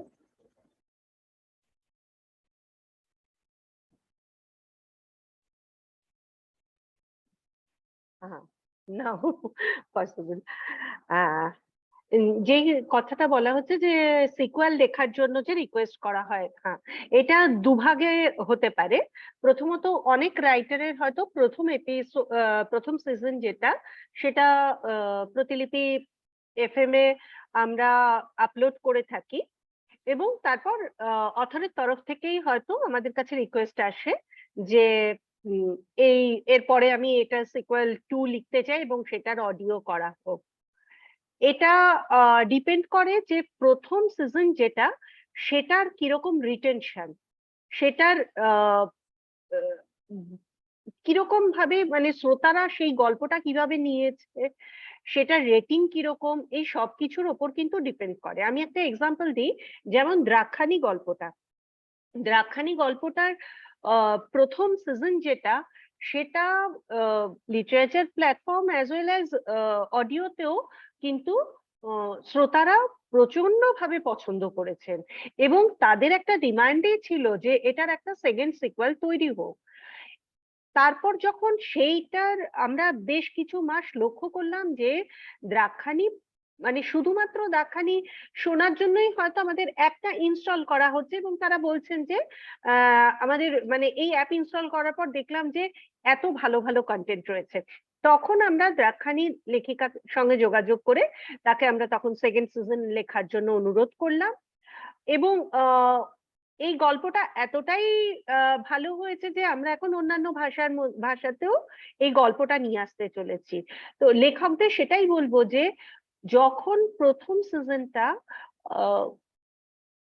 খুব দর্শকদের টানে, অথবা তারা এমন ভাবে এনগেজ হয়ে যান যে তারা চান যে এটা সেকেন্ড সিজন তৈরি হোক, অথবা আমাদের এডিটর টিমও রয়েছে যারা মনে করেন যে না, এই গল্পটা যখন এতটা ভালো চলেছে এবং এর মধ্যে এমন কিছু পোটেনশিয়াল আছে যে এই গল্পটাকে বাড়ানো যেতে পারে বা এটা সিজন 2 হতে পারে, তখন আমরা কিন্তু লেখককে সেকেন্ড সিজন লেখার জন্য অনুরোধ করে থাকি।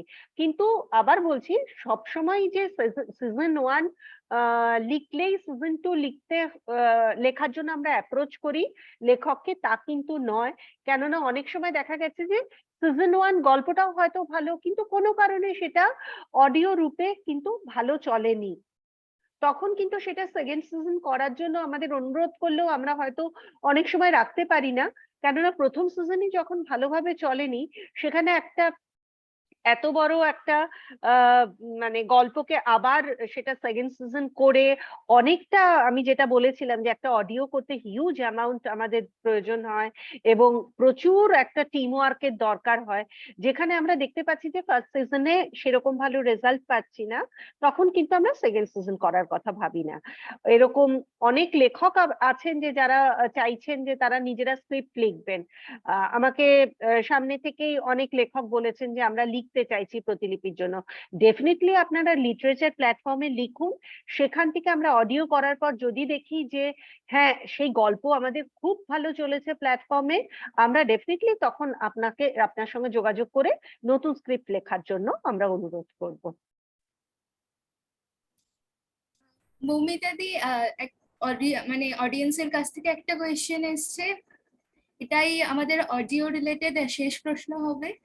উনি জানিয়েছেন যে উনি নিজেই যদি নিজের লেখা অডিও স্টোরি বানিয়ে প্রতিলিপি এফএম এ দেন, সেখানে যদি ভিউ পান তাহলে কি উনি রেভিনিউ পেতে পারেন, নাকি প্রতিলিপি এফএম থেকে গল্পটা অ্যাকোয়ার করলে তবেই রেভিনিউ পাওয়া সম্ভব? হ্যাঁ, রেভিনিউর ব্যাপারটা বলি। তিনি যদি নিজে সেখানে অডিও তৈরি করে সেটা আপলোড করেন এবং তার যদি লিসনার্স পানও উনি, সেক্ষেত্রে কিন্তু আমরা কোনো রেভিনিউ দিতে পারবো না। এই কারণে আমরা রেভিনিউ দিতে পারবো না, কেননা আমাদের যে ভিজিবিলিটি রয়েছে প্রতিলিপি এফএম এর, সেটা কিন্তু নতুন আপলোড যেটা, সেটা আপনারা দেখবেন যে সেখানে কিন্তু ওখানে কন্টিনিউয়াস স্ক্রিন চেঞ্জ হতে থাকে। সেটা হোম পেজে ওই ক্যাটাগরিটা দেখা গেলেও সেখানে কিন্তু পুরোপুরি সমস্ত কিছু কিন্তু আমরা সেইভাবে ক্যাটাগরাইজেশন করিনি। এটার মূল কারণ হচ্ছে যে হয়তো 50টা অডিওর মধ্যে দেখা গেল যে 10টা খুব ভালো অডিও এবং 40টা ভালো অডিও নয়। একজন ইউজার যখন একটা অ্যাপ ইনস্টল করেন অথবা সাবস্ক্রিপশন নেন, তিনি কিছু আশা নিয়ে সেই অ্যাপটা ইনস্টল করেন। সেখানে যদি আমরা এরকম কিছু ভালো কিছু খারাপ সবকিছু মিলমিশ একটা জগা খিচুড়ি জিনিস তাদের দিই, তারা কিন্তু সেটা কখনোই পছন্দ করবেন না। এই কারণেই যে ক্যাটাগরাইজেশনের ব্যাপারটা বা যে ভিজিবিলিটির ব্যাপারটা, নতুন আপলোড সেকশন যেটা যেটা অথাররা নিজেরা বা ভয়েস ওভার আর্টিস্টরা নিজেরা সেখানে আপলোড করছেন, সেটাকে এখনো আমরা কিন্তু মনিটর করছি এবং সেটা এখনো সেই তাদের ওই অ্যাক্সেসিবিলিটিটা দেওয়া হয়নি যে তারা যেরকম ভাবে লিটারেচার প্ল্যাটফর্মে তারা এসে লিখতে পারছেন, এখানেও তারা সেরকম ভাবে অডিও আপলোড করতে পারবেন। কিন্তু আমরা এখনো মনিটাইজেশনের দিকে লেখকদের ওইভাবে বা যিনি ভয়েস ওভার আর্টিস্ট তাদের ওইভাবে দিইনি। এর মূল কারণ ওটাই যে 50টা অডিওর মধ্যে হয়তো 10টা ভালো কিন্তু 40টা ঠিক নয়। তবে হ্যাঁ, ডেফিনেটলি যদি আমরা দেখি যে কোনো এরকম অডিও যেটা সেলফ আপলোডিং হয়েছে কিন্তু সেটার অনেক ভালো লিসনার্স আছে, এনগেজিং আছে এবং একটা ভালো রিটেনশন দিচ্ছে, আমরা তখন সামনে থেকে সেই অথরের সঙ্গে বা সেই ভয়েস ওভার আর্টিস্টের সঙ্গে যোগাযোগ করব। কেননা যেই মুহূর্তে আপনি আপনার অডিও আমাদের প্ল্যাটফর্মে আপলোড করছেন, আপনার মেল আইডি এবং আপনার সমস্ত ডেটা আমাদের কাছে কিন্তু সেটা সেভ হয়ে যায় এবং তারপরে সেই অডিওটা আপলোড হয়। তো আপনি হয়তো বলতে পারেন যে আপনারা কিভাবে যোগাযোগ করবেন। থ্রু মেল আইডি আপনার সঙ্গে কিন্তু আমরাই যোগাযোগ করব যদি দেখি সেরকম রিটেনশন পেয়েছে। মৌমিতা দি অনেকক্ষণ আমাদের সঙ্গে ছিলেন এবং আপনাদের সব প্রশ্নেরই মোটামুটি আনসার দিয়েছেন। এবং চ্যাট বক্সেরও কোয়েশ্চেনের আনসার দিয়েছেন। এতটা সময় আমাদের দেওয়ার জন্য মৌমিতাদিকে অসংখ্য ধন্যবাদ। এবার যদি আপনি লিভ করতে চান তো আপনি লিভ করতে পারেন। তাহলে আমরা এরপরে শ্রীদীপদার কাছে চলে যাব। প্রতিলিপির প্রিমিয়াম, আর্নিংস, কিছু ইভেন্টস রিলেটেড কোয়েশ্চেন সব নিয়ে একটু ডিসকাশন হবে ছোট্ট করে। অসংখ্য ধন্যবাদ পল্লবী, এত সুন্দর অনুষ্ঠানটা তুমি অ্যারেঞ্জ করেছো, এবং শ্রীদীপকেও অসংখ্য ধন্যবাদ। তবু আমি শেষে একটা কথাই বলি যে এফএম সংক্রান্ত এরপরেও হয়তো আপনাদের আরো অনেক কোয়ারিজ থাকবে। আপনারা নির্দ্বিধায় সেই কোয়ারিজ গুলো, যদি আইপি সংক্রান্ত কোয়ারিজ হয়, আপনারা ip bengali@প্রতিলিপি.com এ সেখানে মেল করবেন। আর যদি বাংলার প্রতিলিপি এফএম নিয়ে কোনো অডিও সংক্রান্ত যদি কোনো আপনাদের কোয়ারিজ থাকে, সেক্ষেত্রে audio@প্রতিলিপি.com এটাতে মেল করলেই হবে, এবং নির্দ্বিধায় আপনারা আপনাদের প্রশ্ন রাখতে পারেন, এবং আমি যথাসাধ্য চেষ্টা করব উত্তর দেওয়ার। সবাইকে নমস্কার জানিয়ে শেষ করলাম।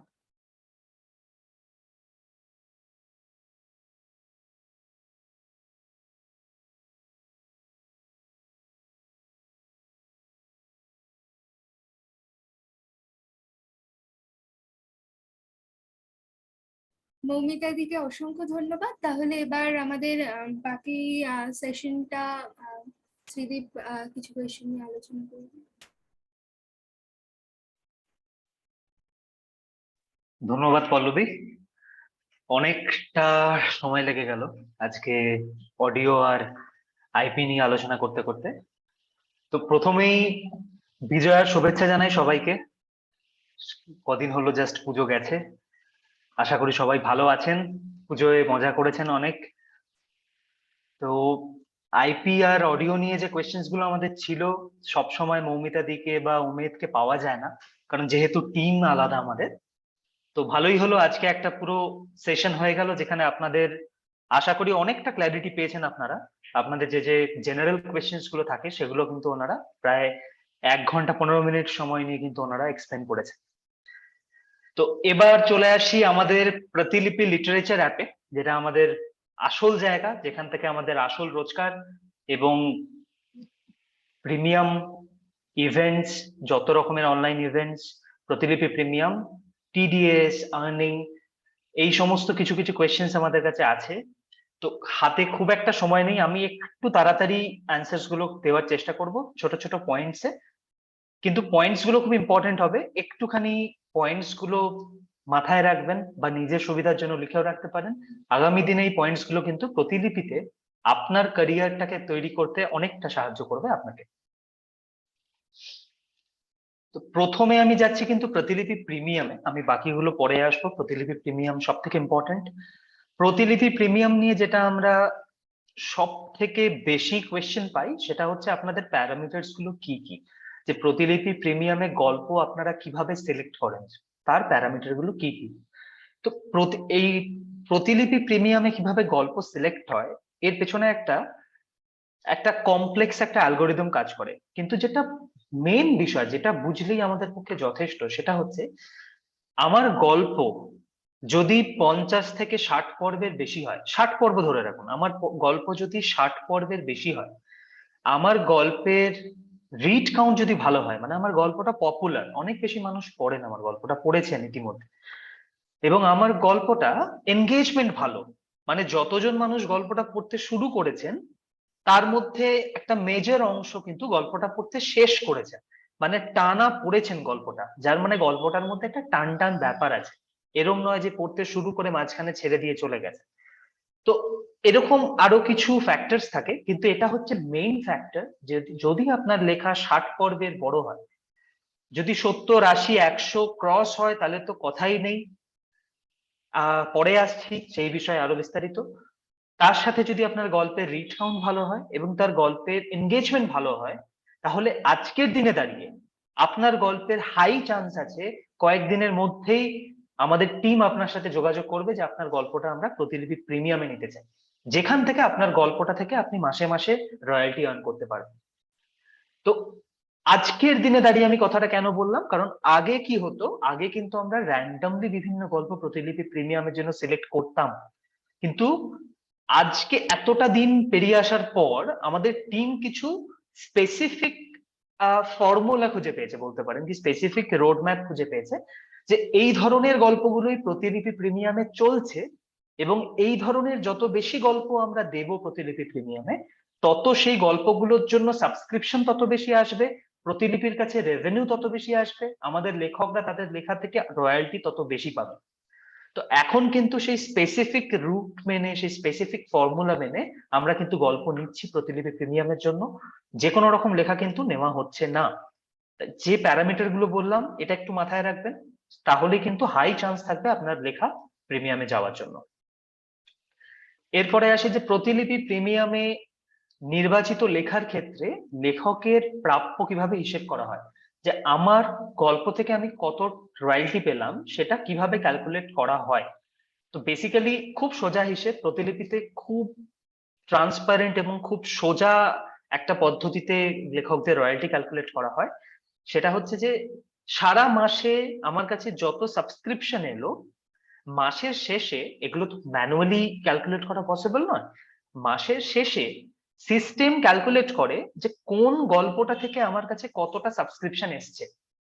এবং দুভাবে হতে পারে, একটা হচ্ছে কোন গল্পটাতে ক্লিক করে মানুষজন বেশি সাবস্ক্রিপশন নিচ্ছেন, আর 2 নম্বর হচ্ছে যে একজন প্রিমিয়াম সাবস্ক্রাইবার একটা গল্পকে কত, মানে প্রথম থেকে শেষ পর্যন্ত কতবার পড়ছেন। এই দুটো প্যারামিটারে মাসের শেষে সিস্টেম আমাকে বলে দেয় যে একটা গল্প আমাকে টোটাল কতটা আর্নিং দিল মাসের শেষে। এইখানে একটা জিনিস খুব ইম্পর্টেন্ট, কেন আমরা বারবার বলছি যে লম্বা লেখা লিখুন, একটা লেখা শুরু করলে সে লেখাটাকে 60 পর্ব, 70 পর্ব, 80 পর্ব, 100 পর্বের বেশি নিয়ে যান। এর একটা মেজর কারণ হচ্ছে যে যখন আপনার গল্প প্রিমিয়ামে যায়, তখন সে প্রিমিয়ামে ধরুন একটা 30 পর্বের গল্প আছে, আর পাশে একটা 100 পর্বের গল্প আছে, কি 90 পর্বের গল্প আছে। তো একটা 30 পর্বের গল্প যদি যখন একটা প্রিমিয়াম সাবস্ক্রিপশন নেওয়া পাঠক পড়ছেন, সেখান থেকে একবার পড়লে লেখক যা রয়্যালটি পাচ্ছেন, 90 পর্বের কোনো গল্প যদি পড়েন কোনো প্রিমিয়াম পাঠক, সেক্ষেত্রে কিন্তু তিনি 3 গুণ রয়্যালটি পাবেন। তাই লেখা একটাই আপনার, কিন্তু লেন্থটা আলাদা আলাদা। কোনো লেখার লেন্থ হচ্ছে ছোট, কোনো লেখার লেন্থ হচ্ছে অনেকটা বড়, কিন্তু লেখার যদি পর্ব সংখ্যা অনেক বেশি হয়, তাহলে প্রিমিয়াম থেকে কিন্তু আপনার রয়্যালটি আর্ন করার অ্যালগোরিদমের অনেক বেশি হাই চান্স হয়ে যাবে যে আপনার রয়্যালটি অনেক বেশি আসবে প্রিমিয়াম থেকে। আচ্ছা, ক্যালকুলেশনটা হচ্ছে বেসিক্যালি, ক্যালকুলেশনটা বললাম না, যে টোটাল যতটা টাকা আসে সাবস্ক্রিপশন থেকে প্রতিলিপির কাছে, তার মধ্যে থেকে একটা পার্সেন্টেজ, সেটা হচ্ছে 60%, তার মধ্যে থেকে পুরো টাকাটা আমাদের লেখকদের মধ্যে কার গল্প কতবার পড়া হয়েছে সেইটা ক্যালকুলেট করে ডিভাইড করে দেয় সিস্টেম নিজেই। যে আপনার গল্প 10 বার পড়া হয়েছে টোটাল, তো আপনি এত টাকা আর্ন করেছেন লাস্ট শেষ মাসে। আপনার গল্প 50 বার পড়া হয়েছে, তো আপনি এত টাকা আর্ন করেছেন। তো এটা সিস্টেম নিজে থেকে ক্যালকুলেট করে নেয়, এবং এই 60% বাদে বাকি যে 40% থাকে, সেইখান থেকে কিন্তু বিভিন্ন থার্ড পার্টিকে পে করা হয়। যেমন ধরুন রেজাল্ট পে আছে, যেখান থেকে পাঠকরা সাবস্ক্রিপশন নেওয়ার জন্য পেমেন্ট করেন, তাদের পেমেন্ট থাকে, গুগল অ্যাডস এর পেমেন্ট থাকে, এবং সব শেষে যেটা বাঁচে সেটা কিন্তু প্রতিলিপির নিজের পেমেন্ট থাকে। পরের কোয়েশ্চেন নিয়ে নিচে, প্রিমিয়াম বিভাগে গল্প নির্বাচিত না হলে প্রতিলিপি থেকে আয় বাড়ানোর কোনো পথ আছে কি? প্রতিলিপি থেকে কিন্তু আপনার লেখা থেকে রোজগার করার অনেক রকম রাস্তা আছে। Premium is one of them, premium is the latest addition, যেমন উমেদ বলে গেল এখানে। প্রতিলিপি থেকে আপনার লেখা থেকে উপার্জন করার হাজারো রাস্তা আছে। সব থেকে বেসিক হচ্ছে কয়েন পারচেস। যখন কোনো পাঠক কয়েন কেনেন প্রতিলিপি থেকে এবং সেই কয়েন দিয়ে আপনার লেখার কোনো পর্ব আনলক করে পড়েন, তখন কিন্তু তার পার্সেন্টেজ আপনি পান লেখক হিসেবে, আপনার রয়্যালটি হিসেবে তার 42% ফ্ল্যাট আপনি পান। এছাড়া কয়েন ছাড়া সুপার ফ্যান সাবস্ক্রিপশন, যখন কোনো পাঠক আপনাকে ডিরেক্টলি সাবস্ক্রাইব করে, আপনার ডিরেক্ট সাবস্ক্রিপশন নেয় 25 টাকা দিয়ে মাসে বা 6 মাসের বা 1 বছরের, তার থেকে কিন্তু 42% ফ্ল্যাট আপনি রয়্যালটি হিসেবে পেয়ে যান লেখক হিসেবে। তারপরে আসে প্রিমিয়াম সাবস্ক্রিপশন, যেটা সব থেকে বড় প্ল্যাটফর্ম লেভেল সাবস্ক্রিপশন। যখন প্রিমিয়াম পাঠক যখন আপনার কোনো লেখা প্রিমিয়ামে যাচ্ছে সেখান থেকে তো আপনি আর্ন করছেনই। ধরুন আপনার লেখা প্রিমিয়ামে যায়নি, আপনি আপনার প্রোফাইলে লিখছেন, আপনি বড় ধারাবাহিক গল্প লিখছেন এবং আপনি সেটাকে সাবস্ক্রিপশনের মধ্যে রেখেছেন, পর্বগুলো লক করে রেখেছেন। যখন কোনো প্রিমিয়াম পাঠক আপনার প্রোফাইলে আসে এবং এই লকড পর্বগুলোকে আনলক করে পড়ে, তখন কিন্তু আপনি সেখান থেকে একটা সাবস্ট্যান্সিয়াল রেভিনিউ পেয়ে যান, যেটা মাসের শেষে আপনার প্রোফাইলে অ্যাড হয়। এছাড়াও আমাদের অডিও টিম আছে, মৌমিতা দি এতক্ষণ ছিলেন, আমাদের আইপি টিম আছে। আইপি টিম সারাক্ষণ আমাদের প্ল্যাটফর্ম থেকে খুঁজে খুঁজে সেরা লেখাগুলোকে বাছে, সব থেকে পপুলার লেখাগুলোকে বাছে এবং সেই লেখকদের সাথে কন্ট্যাক্ট করে তাদের কিন্তু যথেষ্ট পরিমাণ সাম্মানিক দেওয়া হয় এবং তাদের সাথে সম্পূর্ণ লিগ্যাল পদ্ধতিতে কন্ট্রাক্ট পেপার সাইন করা হয় এবং তাদেরকে এক্সপ্লেইন করা হয় সমস্ত কপিরাইটের বিষয়টা। এবং সেই পেমেন্ট পাওয়ার পরও তাদের লেখাগুলো নিয়ে কিন্তু ফার্দার আমাদের অডিও টিম আছে, আমাদের কমিক্স টিম আছে, আমাদের ওয়েব সিরিজ টিম আছে, আমাদের ইউটিউব টিম আছে। যে কোনো জায়গাতে যেখানে আপনার লেখাটা নেওয়ার মতো হয়, তাদের টিমের মনের মতো হয় বা সেই মোমেন্টে সেটা নিয়ে তাদের কাজ করার মতো মনে হয়, তারা কিন্তু সেই কন্টেন্টটাকে নিয়ে কাজ করতে থাকে।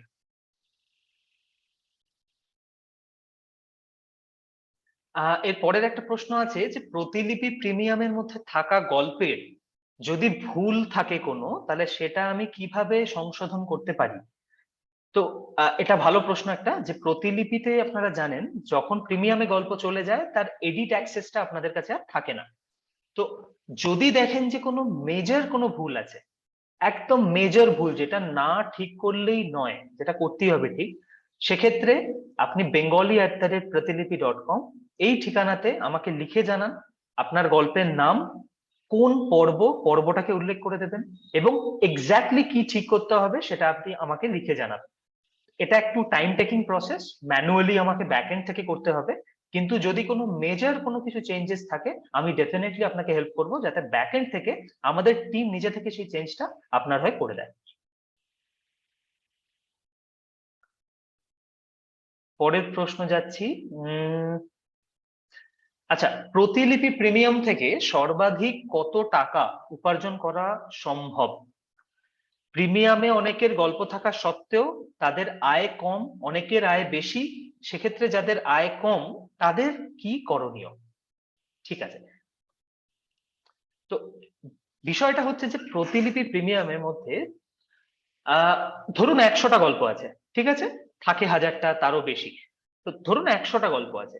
এবার এইরকম নয় যে 100টা গল্পের মধ্যে 100টা গল্পই কিন্তু ওয়ার্ক করবে। দেখা যায় কিন্তু 100টা গল্পের মধ্যে এমন 20টা গল্প থাকে যেটা খুব ভালো কাজ করে, সেই গল্পগুলো পাঠক বারবার পড়েন, সেই গল্পগুলো থেকেই সাবস্ক্রিপশন আসে এবং সেই গল্পগুলো সব থেকে বেশি রয়্যালটি রোজগার করে, এবং বাকি 80টা গল্প কিন্তু ততটাও ভালো কাজ করে না। তো বেসিক্যালি এটা পাঠকের চয়েস বলতে পারেন, আমাদের রিডারদের বিহেভিয়ার বলতে পারেন, কিন্তু বেসিক্যালি কিছু গল্প অলওয়েজ থাকে যেগুলো খুব ভালো কাজ করে, কিছু গল্প অলওয়েজ থাকে যেগুলো ভালো কাজ করে না। কিন্তু আমাদের টিম অলওয়েজ প্রতিটা কন্টেন্টকে কিন্তু সমানভাবে ভিজিবিলিটি দিয়ে যায় এবং সমানভাবে মার্কেটিং করে যায়। যদি আয়ের প্রশ্নে আসি, যে প্রিমিয়াম থেকে আমি কত আয় করতে পারি, সেক্ষেত্রে আমি বলবো যে কোনো সীমা নেই। প্রতিলিপি প্রিমিয়াম থেকে কত আপনি আয় করতে পারেন, যেমন আপনি যদি জিজ্ঞেস করেন আমি ইউটিউব থেকে কত আয় করতে পারি, কোনো সীমা নেই। ইউটিউব আপনাকে বলতে পারবে না যে আপনি 10,000 টাকা রোজগার করবেন না 1 লাখ টাকা রোজগার করবেন। ইট ডিপেন্ডস অন ইউ, আমি কতটা ধৈর্য সহকারে পেশেন্স রেখে লিখে যাচ্ছি, পরিশ্রম করে যাচ্ছি, সময়ের সাথে সাথে আমার কতগুলো লেখা প্রিমিয়ামে যাচ্ছে, এবং প্রতিলিপি চেষ্টাতে প্রিমিয়াম সেকশনটা দিনে দিনে কত বাড়ছে। ধরুন আজকে দাঁড়িয়ে যদি আমার কাছে 500 জন প্রিমিয়াম সাবস্ক্রাইবার থাকে, তা মানে বলাই বাহুল্য আজ থেকে 2 বছর পর আমার কাছে অনেক বেশি সাবস্ক্রাইবার থাকবে। তো যত প্রিমিয়াম বাড়তে থাকবে, যত সাবস্ক্রাইবার বাড়তে থাকবে, তত কিন্তু প্রিমিয়াম থেকে আমাদের যত লেখক আছেন তাদের রয়্যালটি উপার্জনের কিন্তু প্রপোর্শনটা তত বেশি বাড়তে থাকবে। তাই এক্ষেত্রে এটা একটা নতুন ফিচার যেটা কাজ করছে, যেখানে মানুষ সাবস্ক্রিপশন নিচ্ছেন, যেটা কেউ ভাবেনি এর আগে যে মানুষ পয়সা দিয়ে গল্প পড়বেন, কিন্তু সেটা হচ্ছে এবং বহু মানুষ রোজগার করছেন। এবং বাংলার বাজারে দাঁড়িয়ে বা যে কোনো বাংলা কেন, যে কোনো আপনি লিটারেচার স্পেস ধরে নিন, লিখে আপনারা জানেন যে 1000টা টাকা রোজগার করতে গেলেও এই মার্কেটে কতটা সেটা কঠিন বিষয়। সেইখানে দাঁড়িয়ে বহু লেখক আছেন যারা প্রতিলিপি প্রিমিয়াম থেকে 5000, 7000, 10,000, 15,000, 20,000 এবং 50,000-এরও বেশি, 1 লক্ষেরও বেশি রোজগার করেছেন। তো যারা অনেক বেশি রোজগার করেছেন, কখনো কখনো তাদের কন্টেন্ট খুব ভালো কাজ করে গেছে, তাদের কন্টেন্ট অনেক মানুষ বেশি পড়েছেন। কিন্তু আজকে আমি যদি লিখে একটা জায়গা থেকে নিজের কাজ করার পাশাপাশি ধরুন মাসে যদি আমি আজকে 5-10 হাজার টাকা রোজগার করি, সেটা অনেক অনেক বড় বিষয়। মানে বাংলা সাহিত্যের বড় বড় মানুষরাও, দিকপালরাও ভাবতে পারেন না যে বাংলার বাজার থেকে, বই বাজার থেকে তারা এত টাকা মান্থলি রোজগার করবেন। যদি একটু বাজারটা খোঁজ নিয়ে দেখেন তাহলে আপনারা বুঝতে পারবেন যে কতটা খাঁটি কথা বলছি আমি আপনাদের। তো টার্গেটটা রাখুন যে আমি লিখে যাব এবং সবার আগে বুঝবো যে কি ধরনের লেখা লিখলে আমার লেখাটা প্রিমিয়ামে যাবে, আমার লেখাটা আর্নিং দেবে আমাকে, সেই মতো লিখে যাব। এবং আজ থেকে 1 বছর 2 বছর পরে ডেফিনেটলি আমার আর্নিং আজকে যদি 2000 টাকা হয়, সেটা আস্তে আস্তে 3000 টাকা হবে, আস্তে আস্তে 5000 টাকা হবে। আমি নিশ্চয়ই ডেভেলপ করবো, কারণ একটা সিস্টেম যখন ডেভেলপ করছে, একটা প্রিমিয়াম তো একটা সিস্টেম, সেটা যখন ডেভেলপ করছে তখন আমার আর্নিংও ডেভেলপ করবে, এই বিষয়ে নিশ্চিত থাকুন।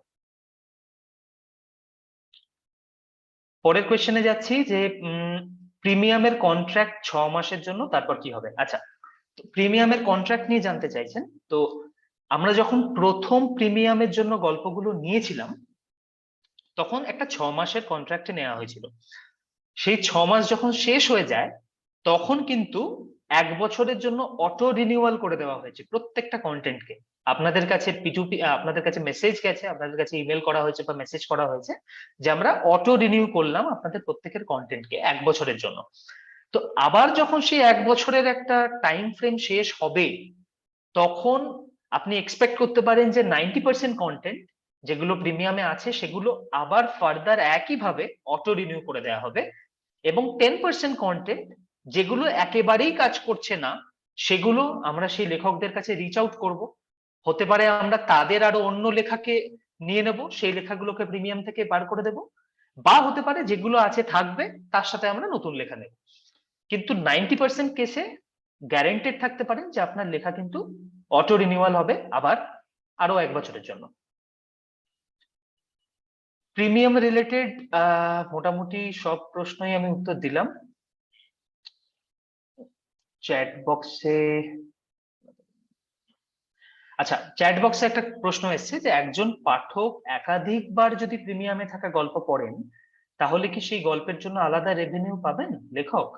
অবশ্যই। একজন প্রিমিয়াম সাবস্ক্রাইবার পাঠক আপনার গল্প যতবার পড়বেন ততবার কিন্তু আপনার রেভিনিউ ক্যালকুলেট করা হবে। আপনার গল্পের প্রতিটি পর্ব প্রথম থেকে শেষ করে শেষ পর্যন্ত যতবার একজন প্রিমিয়াম সাবস্ক্রাইবার পাঠক পড়বেন ততবার কিন্তু সেই গল্প থেকে আপনার আর্নিংটা ক্যালকুলেট করা হবে। আমি এরপর চলে আসছি যে আমাদের প্রতিলিপি যত রকম প্রতিযোগিতা আয়োজন করে সেই ইভেন্টস রিলেটেড সমস্ত কোয়েশ্চেন্স। ইভেন্টস রিলেটেড যে কোয়েশ্চেন্স গুলো তার মধ্যে একটা জেনারেল কোয়েশ্চেন হচ্ছে যে আপনারা প্রতিযোগিতার যে গল্পগুলো, সেই গল্পগুলো কি আমাদের বিচারক মণ্ডলী ধৈর্য সহকারে পড়ে দেখেন? তারা কোন কোন প্যারামিটারস এর বেসিসে সেই গল্পগুলোকে সিলেকশন করেন? সেটা যদি জানতে পারা যেত তাহলে পরবর্তী সময় সংশোধন করে নেওয়ার সুযোগ থাকতো। ঠিক আছে, আরেকজন একই ধরনের প্রশ্ন করেছেন যে প্রতিযোগিতার গল্পগুলি কি সবাই ধৈর্য সহকারে পড়ে দেখেন নাকি বৈজ্ঞানিক পদ্ধতিতে কম্পিউটার দ্বারা সেটি নির্বাচন করা হয়? আচ্ছা, আরেকজন একই প্রশ্ন করেছেন যে অনেক সময় অভিযোগ করা হয় যে প্রতিলিপি সব লেখা পড়েন না, এই বিষয়ে প্রতিলিপি কি বলবেন? ঠিক আছে, তো খুব সহজভাবে বলতে গেলে যখন কোনো প্রতিযোগিতা আমরা করি, প্রতিযোগিতা শেষে একটা সার্টেন অ্যামাউন্ট অফ কন্টেন্ট আমাদের কাছে আসে যখন একটা প্রতিযোগিতা শেষ হয়। তো সেই যে একটা সংখ্যক লেখা আমাদের কাছে এলো, আমাদের টিম যেটা করে, আমাদের টিম প্রথমে একটা পুরো গুগল শিটে সমস্ত লেখাগুলোকে সাজিয়ে নেয়। তারপর সেই সমস্ত লেখাগুলো থেকে দেখা হয় কোন কোন লেখাগুলো প্রতিযোগিতার নিয়ম মেনে লেখা হয়েছে এবং কোনগুলো নিয়ম মানেনি। নিয়ম মেনে বলতে ধরুন প্রতিযোগিতার টাইম লাইনের মধ্যে শুরুর দিন শেষের দিন তার মধ্যে লেখা হয়েছে সেই গল্পগুলো, বাকি যা নিয়ম ছিল যে প্রতিযোগিতার শ্রেণীটা অ্যাড করা হয়েছে, প্রত্যেকটা পর্বের ততটাই দৈর্ঘ্য রাখা হয়েছে। যদি মানে যে সমস্ত গল্পগুলো ওই প্যারামিটার্স গুলো ফলো করে থাকে সেইগুলো আমরা বেছে নিই, বেছে আমাদের বিচারকদের কাছে পাঠিয়ে দেওয়া হয়। প্রতিটা ল্যাঙ্গুয়েজে আমাদের জাজেস প্যানেল রাখা আছে, তাদের কাছে গল্প পাঠিয়ে দেওয়া হয়। সেই জাজেসদের কাছে সময় থাকে প্রায় 1 মাস মতো, 1 মাস থেকে 1.5 মাস মতো সময় দেওয়া হয়, তাদের যথেষ্ট সময় দেওয়া হয় এবং তাদেরকে কিছু কিছু প্যারামিটার্স দেওয়া হয়। সেই প্যারামিটার্স গুলো কি কি? যেমন ধরুন একটা প্যারামিটার থাকে হচ্ছে ইউনিকনেস অফ প্লট, যে আপনার গল্পের প্লটটা কতটা ইউনিক, কতটা নতুনত্ব আছে আপনার প্লটে। এছাড়া থাকে যে আপনার গল্পের ওভারঅল সাবজেক্টিভ কোয়ালিটি কেমন, আপনার গল্পের ডায়ালগ রাইটিং কেমন, যে যত সংলাপ আপনি লিখেছেন সেই সংলাপের কোয়ালিটি কেমন। তারপর ধরুন আপনার গল্পের যত ক্যারেক্টারাইজেশন, বেসিক্যালি ক্যারেক্টার যত তৈরি করেছেন সেই ক্যারেক্টার গুলো কত সুন্দরভাবে আপনি তৈরি করেছেন। এবং ফাইনালি যে আপনার গল্পের যে গ্রামাটিক্যাল এরার্স এন্ড পাংচুয়েশনস, যে আপনার ব্যাকরণগতভাবে আপনি কতটা সঠিকভাবে আপনার গল্পটাকে লিখেছেন। তো এই 5-6 রকমের প্যারামিটার্স থাকে। এই 5-6 রকমের প্যারামিটার্স এর উপর বেস করে যখন কোনো বিচারক আপনার গল্পটা পড়েন তারা আউট অফ 10 সেই গল্পটাকে নাম্বার দেন। এবং যখন একবারে শেষে যখন সমস্ত বিভাগে 10-এর মধ্যে আপনি নাম্বার পেয়ে গেলেন, একদম শেষে সেটাকে অ্যাভারেজ আউট করা হয় যে আপনি টোটাল অ্যাভারেজে কত পেলেন। এইভাবে সমস্ত গল্প যখন দেখা হয়ে যায় তখন আমরা ইজিলি ক্যালকুলেট করে নিই যে কোন গল্পটা সব থেকে বেশি নম্বর পাচ্ছে, তারপরে কে পাচ্ছে, তারপরে কে পাচ্ছে, এবং সেই মতো আমাদের রেজাল্ট পাবলিশ করা হয়। তো আশা করি আপনারা বুঝতে পারলেন প্রসেসটা। এটা একেবারেই কোনো অটোমেটেড প্রসেস বা যান্ত্রিক প্রসেস নয়, পুরোটাই ম্যানুয়ালি করা হয়। প্রফেশনাল জাজেসরা থাকেন যারা এই কাজ সারা বছর করছেন, তারা কিন্তু প্রপার প্রসেস মেনে এই কাজটা করে থাকেন। তবে হ্যাঁ, একটা বিষয় আমি ডেফিনেটলি আপনাদের বলবো যে এটা তো লিটারেচার, এটা কিন্তু ম্যাথস নয় যে আজকে একটা ম্যাথস এর কম্পিটিশন করলাম সেখানে কিন্তু জাজেসদের কাজ কিন্তু খুব সহজ, যে ও এত নম্বর পেয়েছে আর ও এত নম্বর পেয়েছে। লিটারেচারের ক্ষেত্রে, সাহিত্যের ক্ষেত্রে কিন্তু তুলনামূলক বিচার করাটা অনেকটা কঠিন, বা হয়তো পসিবলই নয় যদি আমি লজিক্যালি বলি। তবুও নিয়মের খাতিরে কিন্তু করতে হয় আমাদের, এবং নিয়মের খাতিরে at the end of the day আমাদের সেরা লেখকদের বেছে নিতে হয়। এবং সেই দিনে দাঁড়িয়ে সেই বিচারকদের বিচারে যারা উঠে আসেন আমাদের টপ 10 লিস্টে, টপ 20 লিস্টে, আমাদের টিম কিন্তু নিরপেক্ষভাবে তাদের নামগুলো রেজাল্ট হিসাবে শেয়ার করে। আশা করি আপনারা প্রসেসটা বুঝতে পেরেছেন। আমি প্রতিযোগিতা রিলেটেড আরেকটা কোয়েশ্চেন আছে যে, আচ্ছা আরো দু একটা ইম্পর্টেন্ট কোয়েশ্চেন আছে। প্রথম প্রশ্নটা হচ্ছে যে আমি বাংলাদেশ থেকে যদি প্রতিলিপিতে লিখি, প্রতিযোগিতায় লিখি, সেক্ষেত্রে কি আমি কোন রকম পুরস্কার পেতে পারবো না? আচ্ছা, এই ক্ষেত্রে হচ্ছে দেখুন যে বাংলাদেশ থেকে বা অনেক বাঙালি আছে যারা ভারতের বাইরে আরো অনেক জায়গায় থাকেন। আজকে দুবাই থেকে বহু মানুষ ইউজ করেন, ইউএসএ থেকে, ইউকে থেকে তারা প্রতিলিপি অ্যাপটা ব্যবহার করেন। কিন্তু জানেন তো যে দেশের গণ্ডিটা একটা বড় একটা একটা দূরত্ব তৈরি করে দেয়। আমরা কিন্তু আমাদের ভারতের মধ্যে যারা আছেন তারা যখন প্রতিযোগিতায় কোনো একটা র্যাঙ্ক পাচ্ছেন এবং সেখানে ক্যাশ প্রাইজ আছে, সেখানে কিন্তু আমরা ডেফিনেটলি তাদেরকে ক্যাশ প্রাইজটা দিতে পারি, কারণ তারা ভারতের মধ্যেই আছেন এবং পেমেন্ট সিস্টেমটা ভারতের মধ্যে অ্যাকসেপ্টেড। কিন্তু যখন ভারতের বাইরে কোনো দেশ হয়ে যায় সেক্ষেত্রে কিন্তু ক্যাশ প্রাইজের ক্ষেত্রে আমাদের কিছু করার থাকে না।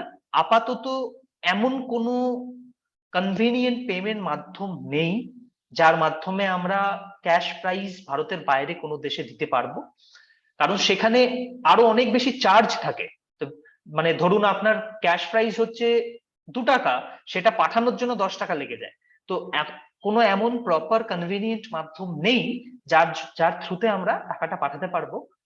কিন্তু ক্যাশ প্রাইজ ছাড়াও আরো অনেক রকমের প্রাইজ থাকে, আমাদের তরফে সার্টিফিকেটস থাকে, সার্টিফিকেট আমি আপনার বাড়িতে পাঠাতে পারবো না ডেফিনেটলি, আবারও যদি আপনি ভারতের বাইরে থাকেন, কিন্তু আমরা আপনাকে ডিজিটাল সার্টিফিকেট দিতে পারবো প্রতিলিপির তরফ থেকে।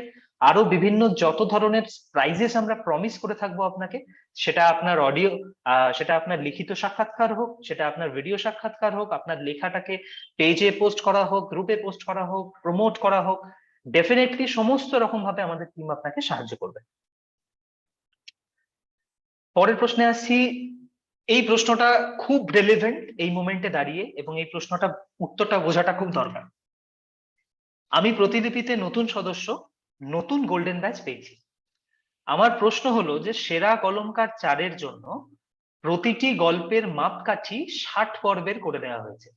এতে আমার মতো নতুন লেখক লেখিকাদের অসুবিধা হচ্ছে এত বড় গল্প লিখতে। তো এটা কি আগের মতো 30 বা 40 পর্বের করা যায় না? তাহলে হয়তো আমাদের একটু সুবিধা হতো। আমি এই পার্টিকুলার উত্তরটাতে আসি। যখন আমরা কোনো ইভেন্ট করি বা প্রতিযোগিতা করি, তখন তার পেছনে একটা পার্টিকুলার কারণ থাকে, তার একটা নির্দিষ্ট একটা কোনো কারণ থাকে যার জন্য আমরা করছি সেই পার্টিকুলার প্রতিযোগিতাটা। আগের সেরা কলমকারে 30 পর্বের লিখতে বলা হয়েছিল, এইবারে কিন্তু আমাদের বলা হয়েছে যে আপনারা 60 পর্বের গল্প লিখুন, এবং যারা 100 পর্বের গল্প লিখবেন তারা কিন্তু গ্যারেন্টেড, প্রতিলিপির তরফে গ্যারেন্টেড একটা দারুণ ট্রফি পেয়ে যাবেন তাদের বাড়িতে বসে। তো কেন এটা বলা হচ্ছে, আমরা কেন আপনাদের পুশ করছি যে আপনারা একটাই প্রজেক্ট নিন, অনেক গল্প লিখতে হবে না, একটাই প্রজেক্ট নিন, কিন্তু সেই প্রজেক্টটার পেছনে ইনভেস্ট করুন, সময় ইনভেস্ট করুন। আমরা 6 মাসের টাইমলাইন দিয়েছি আপনাদের, তো সময় ইনভেস্ট করুন এবং সেই গল্পটাকে একটা বড় গল্প হিসেবে দাঁড় করান, যেটাতে অন্তত 60 তো মিনিমাম 70, 80, 100 বা তার বেশি পর্ব থাকবে। কেন আমরা এটা বলছি? একটাই কারণ, যেটা নিয়ে আমরা আলোচনা করছি, যে প্রতিলিপি প্রিমিয়াম এবং লেখা থেকে রয়্যালটি উপার্জন। প্রতিলিপি কিন্তু আগে যে প্ল্যাটফর্ম ছিল, এখন কিন্তু অনেক চেঞ্জ হচ্ছে প্রতিলিপিতে। প্রতিলিপি কিন্তু এখন অনেক বেশি ফোকাসড। পাঠকরা কোন ধরনের লেখা বেশি পড়ছেন প্রতিলিপি অ্যাপে, সেইগুলো কিন্তু আমাদের টিম প্রতিদিন অ্যানালাইজ করছে, এবং সেই ধরনের লেখা যদি আমি আপনাকে বলতে পারি যে এই ধরনের লেখা পাঠকরা পড়ছেন, আপনারা যদি লেখেন, তাহলে কিন্তু আপনার লেখাটা এনগেজমেন্ট বেশি পাবে, আপনার লেখাটার চান্স বেশি থাকবে ভবিষ্যতে প্রিমিয়ামে আসার, আপনার লেখাটার চান্স বেশি থাকবে প্রিমিয়াম থেকে অনেক বেশি আর্ন করার। তো সেই জন্য আমরা এই রকম ভাবেই প্রতিযোগিতাগুলোকে আয়োজন করছি, যাতে প্রত্যেকটা প্রতিযোগিতায় আপনি যদি অংশগ্রহণ করেন এবং প্রতিযোগিতার নিয়ম অনুযায়ী একটা গল্প লেখেন, তাহলে দিনের শেষে লেখক হিসেবে আখেরে লাভ হবে আপনার। একইভাবে আপনি জানেন যে ভিন্ন স্বাদের প্রেমের গল্প চ্যাপ্টার 2 আমাদের প্রতিযোগিতা চলছে। কেন চলছে? কারণ সেম अगेन যে প্রিমিয়াম বিভাগের মধ্যে পাঠকরা কিন্তু এই ধরনের গল্পগুলো সাবস্ক্রাইব করছেন, তারা কিন্তু পড়তে ভালোবাসছেন এই ধরনের গল্পগুলো। তাই আমাদের টিম কিন্তু আমাদের প্ল্যাটফর্মে এই ধরনের গল্প খুঁজবে, যে ভালো ভালো গল্পগুলোকে আমরা প্রিমিয়ামের জন্য তুলে নেব। তো আপনারা যদি ইভেন্টে অংশগ্রহণ করেন এবং এই ধরনের গল্প লেখেন, তাহলে কিন্তু হাই চান্স থাকবে যে আমাদের প্রিমিয়াম টিমের নজরে আপনার লেখা পড়ে যাবে এবং আপনার গল্পটা প্রিমিয়ামে চলে যাবে। এবং same goes for fan fiction, যে ফ্যান ফিকশন ইভেন্ট আমাদের চলছে, সেখানেও আমরা 50 পর্বের গল্প লিখতে বলেছি একই কারণে। তো আশা করি আপনারা বোঝাতে পারলাম যে কেন আমরা বড় গল্প লিখতে বলছি। কারণ বড় গল্প লেখার অনেক বেনিফিটস আছে প্রতিলিপি অ্যাপে এই মুহূর্তে দাঁড়িয়ে, অনেক বেনিফিটস আছে। যখন আপনি একটা বড় গল্প লিখছেন, তখন সেই বড় গল্পটা যখন পাঠক পড়তে শুরু করেন, আপনি যদি রেগুলার লেখেন, প্রতিদিন লিখছেন, তাহলে সে যতজন পাঠক পড়তে শুরু করেন, তারা প্রথম থেকে শেষ অবধি এনগেজড হয়ে থাকেন। আপনার গল্পটা যদি আপনি লকিং পিরিয়ডের মধ্যে রাখেন, সেক্ষেত্রে তারা কিন্তু গল্পটা পড়তে পড়তে কয়েন কিনে সেই কয়েন দিয়ে আপনার গল্পটা আনলক করবে, যদি সাবস্ক্রিপশন না নেওয়া থাকে। সেখান থেকে আপনি রোজগার করতে পারেন। তারা আপনার সুপার ফ্যান সাবস্ক্রিপশন নিতে পারেন। আপনি বড় গল্প লিখছেন, সেটাকে টানা লিখে চলেছেন, লকড পিরিয়ডের মধ্যে রাখছেন, তারা আপনার সুপার ফ্যান সাবস্ক্রিপশন নিতে পারে। এবং এট the end of the day তারা কিন্তু প্রিমিয়াম সাবস্ক্রিপশন নিতে পারে। এবং প্রত্যেকটা জায়গা থেকেই আখেরে লাভ হচ্ছে আপনার একজন লেখক হিসেবে। এবং যখন যদি আপনার গল্পটা ইভেন্টে, প্রতিযোগিতাতে কোনো একটা জায়গা পায়, সেখানে আমরা হিউজ প্রাইজ মানি রাখছি আপনাদের জন্য। এবং তারপরেও প্রতিযোগিতার পরেও এই ধরনের প্রতিযোগিতাগুলোয় এই যে 3টে প্রতিযোগিতা চলছে, এই 3টে প্রতিযোগিতা যখন শেষ হবে আমাদের প্রিমিয়াম টিম প্রত্যেকটা লেখা নিয়ে বসবে, যে কটা এন্ট্রি পড়বে সমস্ত লেখাগুলোকে নিয়ে বসবে, যতগুলো লেখা প্রতিযোগিতার রুল অনুযায়ী লেখা হবে এবং সেগুলো জনপ্রিয়তা অর্জন করবে, যদি প্রিমিয়ামের মাপকাঠি অনুযায়ী যায় তাহলে প্রতিযোগিতায় জিতুক বা না জিতুক সমস্ত লেখাগুলোকে কিন্তু সরাসরি প্রিমিয়ামে নিয়ে নেওয়া হবে। বড় লেখা কেন লিখতে বলছি আশা করি আপনাদের বোঝাতে পারলাম। পরের প্রশ্নে আসছি যে 10 পর্বের গল্পের প্রতিযোগিতা আবার কখন শুরু হবে। 10 পর্বের গল্প বলে আমাদের একটা ইভেন্ট হয়েছিল, আপনারা জানেন। তো এর উত্তরটা এটাই যে 10 পর্বের গল্পের প্রতিযোগিতা হয়তো আমরা ভবিষ্যতে করব, কিন্তু এই মুহূর্তে দাঁড়িয়ে আপনারা জানেন যে আমরা কবিতা প্রতিযোগিতা বলুন কি ছোট ধারাবাহিক লেখা 5 পর্ব 10 পর্বের প্রতিযোগিতা বলুন কি ডায়েরি লেখার প্রতিযোগিতা বলুন, এগুলো আমরা একেবারেই বন্ধ করে দিয়েছি। কেন করেছি? কারণ এই ধরনের গল্পগুলো থেকে কিন্তু আলটিমেটলি আপনার আখেরে লেখক হিসেবে কোনো লাভ এই মুহূর্তে দাঁড়িয়ে প্রতিযোগিতা হবে না, বরং আপনি যদি অনেক ধরনের ছোট ছোট লেখা না লিখে একটাই ধারাবাহিক গল্প ধরেন এবং টার্গেট নেন যে এই লেখাটাকে আমি মিনিমাম 60 পর্ব এবং তার বেশি 80, 100, 120 যত দূর নিয়ে যাওয়া যায় তত দূর আমি নিয়ে যাব, তাহলে ওই একটা গল্প কিন্তু আপনার জন্য অ্যাসেট হয়ে যাবে এবং কোম্পানির জন্য অ্যাসেট হয়ে যাবে। কারণ এই বড় গল্পগুলোই কিন্তু প্রিমিয়ামে চলে, মানুষ বেশি পড়েন, মানুষ বেশি এনগেজ থাকেন। অডিও টিম যখন গল্প খোঁজে তখন তাদের বড় গল্প দরকার হয়, কমিক্স টিম গল্প খোঁজে, ইউটিউব টিম গল্প খোঁজে, ওয়েব সিরিজ টিম, প্রত্যেকের কিন্তু বড় ধারাবাহিক গল্প দরকার হয়। তাই আপনি যদি বড় ধারাবাহিক গল্পের দিকে ফোকাস করেন, আমরা চাইছি আপনারা ফোকাস করুন, তো যদি ফোকাস করেন তাহলে এই ধরনের গল্পগুলো কিন্তু আপনার জন্য অ্যাসেট হয়ে যাবে।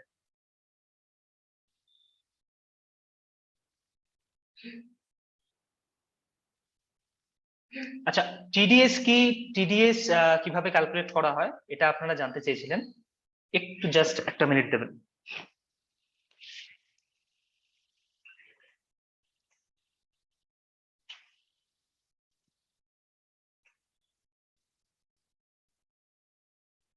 হ্যাঁ, তো টিডিএস কি, টিডিএস কিভাবে ক্যালকুলেট করা হয় এবং আপনি টিডিএস কিভাবে ফেরত পেতে পারেন, খুব সহজ ভাবে বললে যখন আপনার রোজগার মানে প্রতিলিপি থেকে আপনার রোজগার যখন একটা ফিনান্সিয়াল কোয়ার্টার মানে এপ্রিল থেকে পরের বছরের মার্চ অব্দি আবার, তো এই যে ফিনান্সিয়াল কোয়ার্টারের মধ্যে আপনার প্রতিলিপি থেকে রয়্যালটি আর্নিং যখন 30,000-এর বেশি হয়ে যায় তখন তারপর প্রতি মাসে প্রতিলিপিকে 10% করে টিডিএস গভর্নমেন্টের নিয়ম অনুযায়ী কাটতে হয় এবং সেই 10% টিডিএস প্রতিলিপি আপনার উপার্জন থেকে কাটবেন এবং সেটাকে ইনকাম ট্যাক্স ডিপার্টমেন্টে জমা করবে।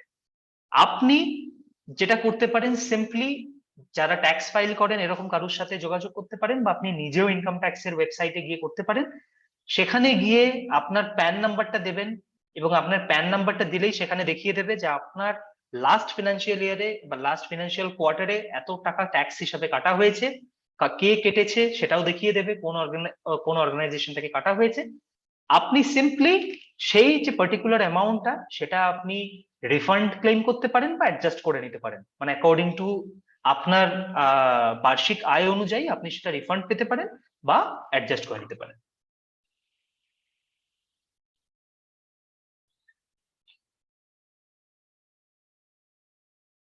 প্রতিযোগিতা হলো, প্রিমিয়াম হলো, সময় খুবই কম, আমি আর একটা দুটো প্রশ্ন নিয়ে ছেড়ে দেবো আজকে, যদি প্রয়োজন হয় আমরা যদি প্রয়োজন হয় আরেকটা সেশন করার, আরো কিছু কোয়েশ্চেন্স থাকে পল্লবীকে রিচ আউট করবেন, হোয়াটসঅ্যাপে যারা আছেন, যারা হোয়াটসঅ্যাপে নেই তারা bengali@প্রতিলিপি.com এ আমাকে রিচ আউট করবেন, আমরা পরের সপ্তাহে বা তারপরের সপ্তাহে আরেকটা সেশন করে নেবো, কারণ অনেকটা সময় হয়ে গেছে, সবাই বিরক্ত হয়ে যাবেন এবার। আচ্ছা, এই প্রশ্নটায় আমরা আসি যে বাংলাদেশ থেকে, আচ্ছা এটা আরেকটা বাংলাদেশের প্রশ্ন যে বাংলাদেশ থেকে আমরা পেমেন্ট পাবো কিভাবে বা করবো কিভাবে, ঠিক আছে, এটা যারা লিখছেন তারাও বুঝে রাখুন, তাহলে আপনাদের যারা পাঠক আছে তাদের আপনাদের অ্যান্সার করতে সুবিধা হবে। প্রথম হচ্ছে যে পাওয়ার বিষয়টা, যে আমি লিখি, আমি বাংলাদেশ থেকে আমার লেখার রয়্যালটি কিভাবে পাবো। এই মুহূর্তে পাওয়া সম্ভব নয়, কারণ ভারতের বাইরে বাংলাদেশ বা যে কোনো দেশ হোক সেখানে টাকা পাঠানোটা আমাদের পক্ষে সম্ভব নয়।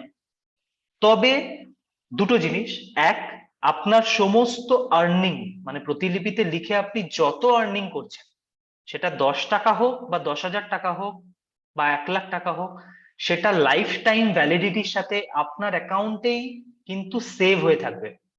আপনার অ্যাকাউন্টেই লাইফ টাইম ভ্যালিডিটির সাথে সেটা থাকবে। আপনি ভবিষ্যতে যখন একটা ইন্ডিয়ান ব্যাংক অ্যাকাউন্ট যোগ করবেন আপনার অ্যাকাউন্টে, বা ভবিষ্যতে যদি আপনার দেশের সাথে আমাদের পেমেন্ট গেটওয়ে চালু হয়, সেক্ষেত্রে আপনার সমস্ত জমা টাকা আপনি কিন্তু একসাথে পেয়ে যাবেন। আর সেকেন্ড হচ্ছে যে আপনি ধরুন ভারতের বাইরে থাকেন, লেখেন প্রতিলিপিতে, যদি ইন্ডিয়ান ব্যাংক অ্যাকাউন্ট, ভারতের কোনো ব্যাংকে একটা ব্যাংক অ্যাকাউন্ট তৈরি করেন এবং সেই অ্যাকাউন্টটা আপনি দেন আমাদের অ্যাপে, সেক্ষেত্রে কিন্তু ভারতের ব্যাংক অ্যাকাউন্টে আমরা সাথে সাথে টাকাটা ট্রান্সফার করে দিতে পারবো। এইবার আসি পাঠকে, যে আমি পাঠক, আমি সাবস্ক্রিপশন নিতে চাইছি, কিন্তু কিভাবে নেব? আমি বাংলাদেশে থাকি বা বাইরের দেশে থাকি। যদি আপনি বাইরের দেশে থাকেন, আমি স্পেসিফিক্যালি বাংলাদেশের জন্য বলছি, যে বাংলাদেশ থেকে বহু মানুষ আছে যারা পড়েন, আপনি যদি প্রতিলিপি প্রিমিয়াম সাবস্ক্রিপশন নিতে চান বা সুপারফ্যান সাবস্ক্রিপশন নিতে চান, সেক্ষেত্রে কোনো ডেবিট কার্ড বা ক্রেডিট কার্ড আপনাকে ব্যবহার করতে হবে। যেরকম ব্যাংকের এটিএম কার্ড হয়, তো ডেবিট কার্ড বা ক্রেডিট কার্ড ব্যবহার করতে হবে। যদি তাতে ইন্টারন্যাশনাল ট্রানজাকশন ফেসিলিটি অ্যাক্টিভ করা না থাকে, আপনি খুব সহজে একবার ব্যাংকে যাবেন, ব্যাংকে গিয়ে ইন্টারন্যাশনাল ট্রানজাকশনটা অন করে নেবেন, খুব সহজে আপনি প্রতিলিপি অ্যাপে সেই কার্ড দিয়ে পেমেন্ট করতে পারবেন। কিন্তু এছাড়া বাংলাদেশের যে বিকাশ বলুন বা নগদ বলুন, যে পেমেন্ট গেটওয়ে গুলো চলে, এগুলো কিন্তু আমাদের ভারতে এই মুহূর্তে ইন্টিগ্রেট করার কোনো অপশন আমাদের কাছে নেই। তো only debit card and credit card এবং ইন্টারন্যাশনাল ট্রানজাকশনটা অন করা থাকতে হবে।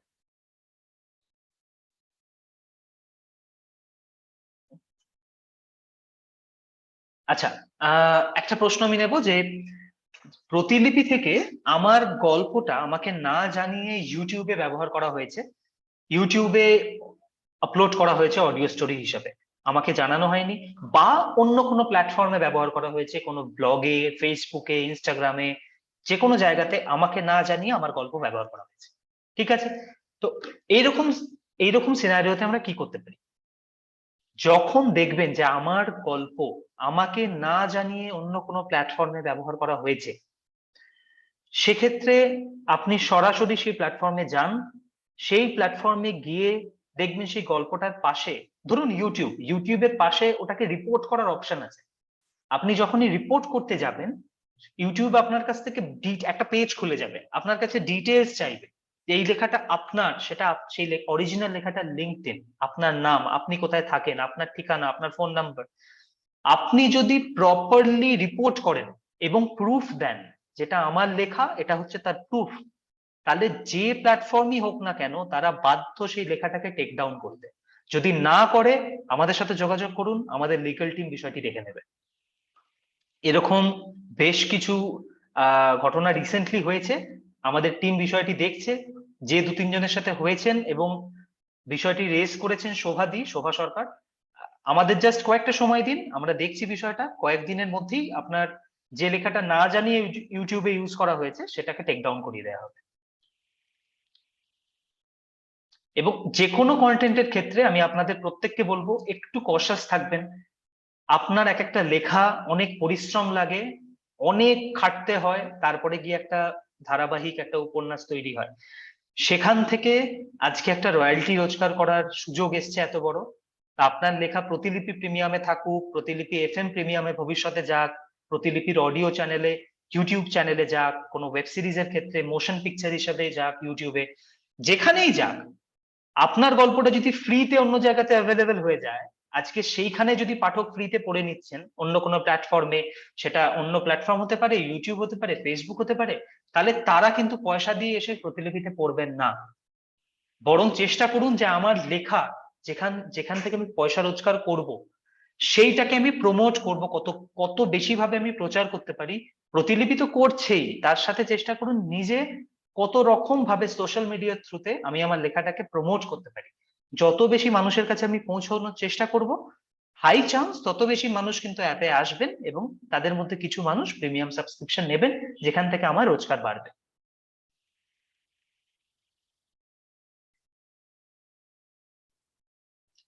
আমি মোটামুটি সমস্ত কোয়েশ্চেনই নিয়ে নিলাম। আর আচ্ছা, আর একটা কোয়েশ্চেন আমি জাস্ট নিচ্ছি, যে এটা প্রতিযোগিতা সম্পর্কে প্রশ্ন, যে এখন যেহেতু 3টে খুব বড় প্রতিযোগিতা চলছে, ভিন্ন স্বাদের প্রেমের গল্প, fan fiction, super writer award, যেটা সেরা কলমকার অ্যাওয়ার্ড, যে আপনারা মাঝে মাঝে আমাদের প্লট বলে দিচ্ছেন, সেক্ষেত্রে আমাদের লেখার অরিজিনালিটি হারিয়ে যেতে পারে। এটা হচ্ছে প্রশ্ন, যে আপনারা কেন আমাদের প্লট বলে দিচ্ছেন, সেটা কি বন্ধ করা যায়, আমাদের নিজেদের মতো করে লিখতে দেওয়া যায়? তো এই ক্ষেত্রে একটা জিনিস বোঝার, সেটা হচ্ছে আমাদের যে কোনো রকম কম্পিটিশনে, রাইটিং কম্পিটিশনে আপনি আপনার নিজের মনের মতো পছন্দ মতো গল্প লিখতে পারেন। প্লট একটা কি দুটো কম্পিটিশনের ক্ষেত্রে আমরা কি করি, কোথাও কোথাও আমরা প্লট আইডিয়াস দিই আপনাদের। দেখুন, এগুলো হচ্ছে প্লট আইডিয়াস। বহু মানুষ আছে যারা আমাদের কাছে আসেন, যারা বলেন যে আমরা পরের গল্পটা লিখবো, বুঝতে পারছি না কোন প্লটে লিখবো, আপনারা কি হেল্প করবেন? তাদের ক্ষেত্রে এই প্লট আইডিয়াস গুলো খুব খুব হেল্পফুল হয়ে যায় বেসিক্যালি, কারণ একটা প্লট থেকে 50 রকম ভাবে গল্প তৈরি করা যায়। তাদের ক্ষেত্রে সেটা কিন্তু খুব হেল্পফুল হয়ে যায়। আপনি চাইলে আপনি সেই প্লট গুলো থেকে গল্প লিখতে পারেন, বা আপনি যদি না চান আপনি নিজের মতো গল্প লিখতে পারেন। এরম কোথাও ম্যান্ডেটরি করে দেওয়া থাকে না যে আপনাকে ওই প্লট নিয়েই গল্প লিখতে হবে। তবে হ্যাঁ, ধরুন কিছু কিছু কম্পিটিশনে সাবজেক্টটা বলে দেয় থাকে আপনাকে এই সাবজেক্টের উপর লিখতে হবে। যে আজকে ভিন্ন স্বাদের প্রেমের গল্প আমি যদি বলি, এখানে বলেই দেওয়া আছে যে আপনাকে এই 3-4টে বিষয়ের উপর গল্প লিখতে হবে। হতে পারে সেটা কন্ট্রাকচুয়াল ম্যারেজ, হতে পারে সেটা ভ্যাম্পায়ার লাভ স্টোরি, হতে পারে এমন কোন একটা গল্প যেখানে যে মহিলা চরিত্র সে সে নিজেই ভ্যাম্পায়ার, বা সে নিজে হচ্ছে একটা গোস্ট, ভূত, সেখানে কোনো একটা রিভেঞ্জ বা কোনো একটা রিবার্থ, পুনর্জন্ম, প্রতিশোধ, এইসবের বিষয় আসছে। তো আমরা কেন বলছি, কারণ আমরা বেসিক্যালি আমাদের টিম অ্যানালাইজ করছে যে এই ধরনের গল্পগুলো পাঠক সব থেকে বেশি পড়ছেন। তো আদতে আমরা আপনাকে জানাতে পারি যে এই দেখুন এইগুলো মানুষ বেশি পড়ছেন। এবার আপনি যদি বুঝে নেন যে আচ্ছা প্ল্যাটফর্মে এগুলো কাজ করছে, তাহলে আমি যদি আমার গল্পটাকে একটু এই ধরনের টাচ দিয়ে বানাই, তাহলে কিন্তু আমার গল্পটা অনেক বেশি গ্রহণযোগ্যতা পেতে পারে এবং তার রয়্যালটি আর্নিং এর রাস্তাটা অনেক বেশি খুলে যেতে পারে। সেক্ষেত্রে আলটিমেটলি আপনার লাভ at the end of the day, সেই জন্য আমাদের টিম আপনাদের বলে আপনি চাইলে নিজের মতো করে লিখতে পারেন, বা আমাদের চাই যে প্লটগুলো দেওয়া আছে সেখান থেকে নিয়ে লিখতে পারেন। আচ্ছা, প্রশ্ন আমার মোটামুটি নেওয়া কমপ্লিট। পল্লবী, আমি তোমার উপর ছেড়ে দেবো। আমি শুধু আর একটা জিনিস একটু জাস্ট লাস্ট বলে দিই, যেটা নিয়ে মৌমিতা দি আর উমেদ একটুখানি জাস্ট কথাটা তুলেছিল, সেটা হচ্ছে যে সেকেন্ড সিজন যখন কোনো আপনারা লেখা লিখছেন, ধরুন আপনারা অনেকদিন ধরে অনেকেই আছেন যাদের বড় বড় ধারাবাহিক গল্প আছে, এইবার তাদের সেকেন্ড সিজন লেখা নিয়ে, মানে লেখাটা কেন বেনিফিশিয়াল হতে পারে, সেটা হচ্ছে যে ধরুন আমি যদি প্রিমিয়ামের কথা বলি, মৌমিতা দি অডিওর কথা বললেন, যে অডিওতে যে সমস্ত গল্পের সেকেন্ড সিজন আসে সেগুলো কত ভালো কাজ করে। উমেদ বলল আইপির কথা। আমি প্রিমিয়ামের কথা বলছি, যে প্রিমিয়ামে এই এমন প্রচুর গল্প আছে, প্রচুর ল্যাঙ্গুয়েজে, তারা অনেক বেশি সেই সমস্ত লেখক আর্ন করছেন। কেন জানেন? কারণ সেই গল্পগুলোর সেকেন্ড সিজন, থার্ড সিজন পর্যন্ত আছে, এবং একজন পাঠক যখন পড়তে শুরু করছেন তিনি টানা পড়ে চলেছেন। মানে একটা গল্পের জায়গায় তার 2টো গল্প পড়া হয়ে গেল, সেখান থেকে 3টে গল্প পড়া হয়ে গেল। তো সেকেন্ড সিজন প্রচন্ড ইম্পর্টেন্ট প্রতিলিপিতে। 3টে আমাদের প্রতিযোগিতা চলছে, হাতে যথেষ্ট সময় আছে। 2টো প্রতিযোগিতা ডিসেম্বর অব্দি চলবে, সেরা কলমকার ফেব্রুয়ারি অব্দি চলবে। যে গল্পটা যদি লিখতে অলরেডি শুরু করে দিয়েছেন সেটা আগে শেষ করুন, তারপর না হয় আপনি সেকেন্ড স্টার্ট করতে পারেন, বা যদি মনে করেন শুরু করেননি তাহলে নতুন শুরু করুন।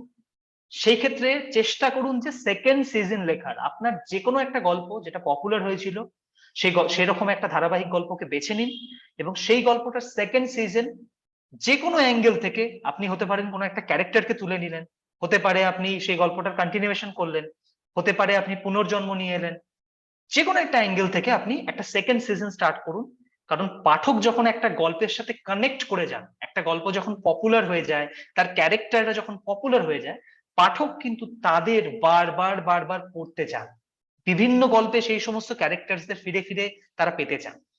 সেকেন্ড সিজন আপনারা এই ধরনের প্রতিযোগিতাগুলোতে পার্টিসিপেট করুন এবং সেইখানে নিজের গল্পের সেকেন্ড সিজন লিখুন। এবং এর পরেও ভবিষ্যতেও আমরা এই ডিসেম্বরে এই সমস্ত প্রতিযোগিতাগুলো শেষ হবে, তারপর শুধুমাত্র ডেডিকেটেডলি আমরা একটা ইভেন্ট আনতে চলেছি যেটা শুধুমাত্র সেকেন্ড সিজনের উপরই বেস করে হবে। কারণ এটা প্রচন্ড ইম্পর্টেন্ট, এইটুকু আপনাদের বলে রাখলাম। প্রতিলিপিতে যারা লেখালেখিটাকে সিরিয়াসলি করেন, এটুকু মাথায় নিয়ে নিন যে আজকের পর থেকে একটাই প্রজেক্ট ধরুন, যে প্রজেক্টটা 60 পর্ব, 80 পর্ব, 100 পর্বের বেশি হবে। 100 পর্ব হলে তো কথাই নেই, আপনার জন্য, কোম্পানির জন্য এটা লাইফ টাইম অ্যাসেট হয়ে যাবে। সেই কন্টেন্টটা থেকে অনেক কিছু হতে পারে। এবং তার সাথে চেষ্টা করুন এই ধরনের বড় কন্টেন্ট, যেগুলো আপনার পপুলার কন্টেন্ট, তার সেকেন্ড সিজন লেখা। অনেক ধন্যবাদ সবাইকে, অনেকটা সময় নিলাম। সবাই ভালো থাকবেন, আবার দেখা হবে।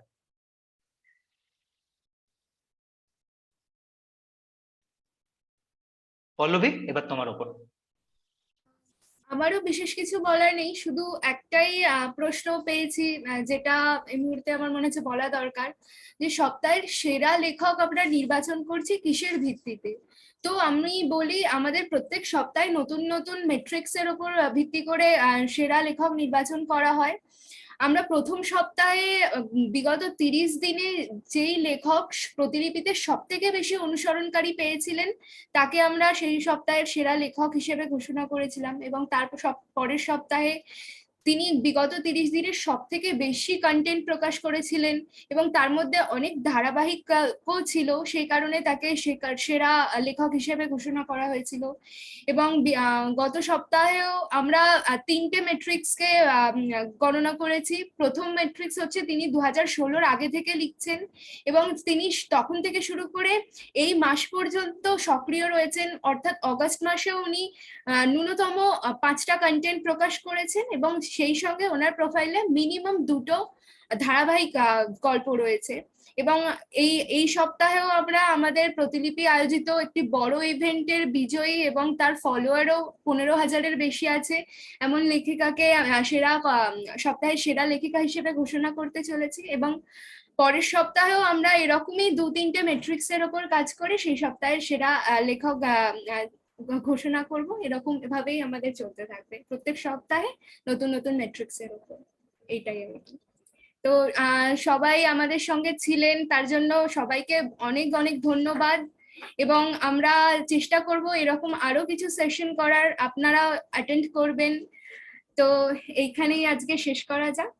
ঠিক আছে শ্রীদীপ, তোমাকেও খুব ধন্যবাদ। ঠিক আছে, আজকের সেশন তাহলে শেষ করা যাক।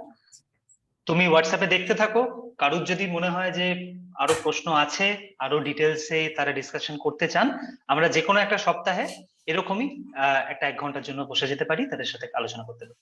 অবশ্যই অবশ্যই, ঠিক আছে।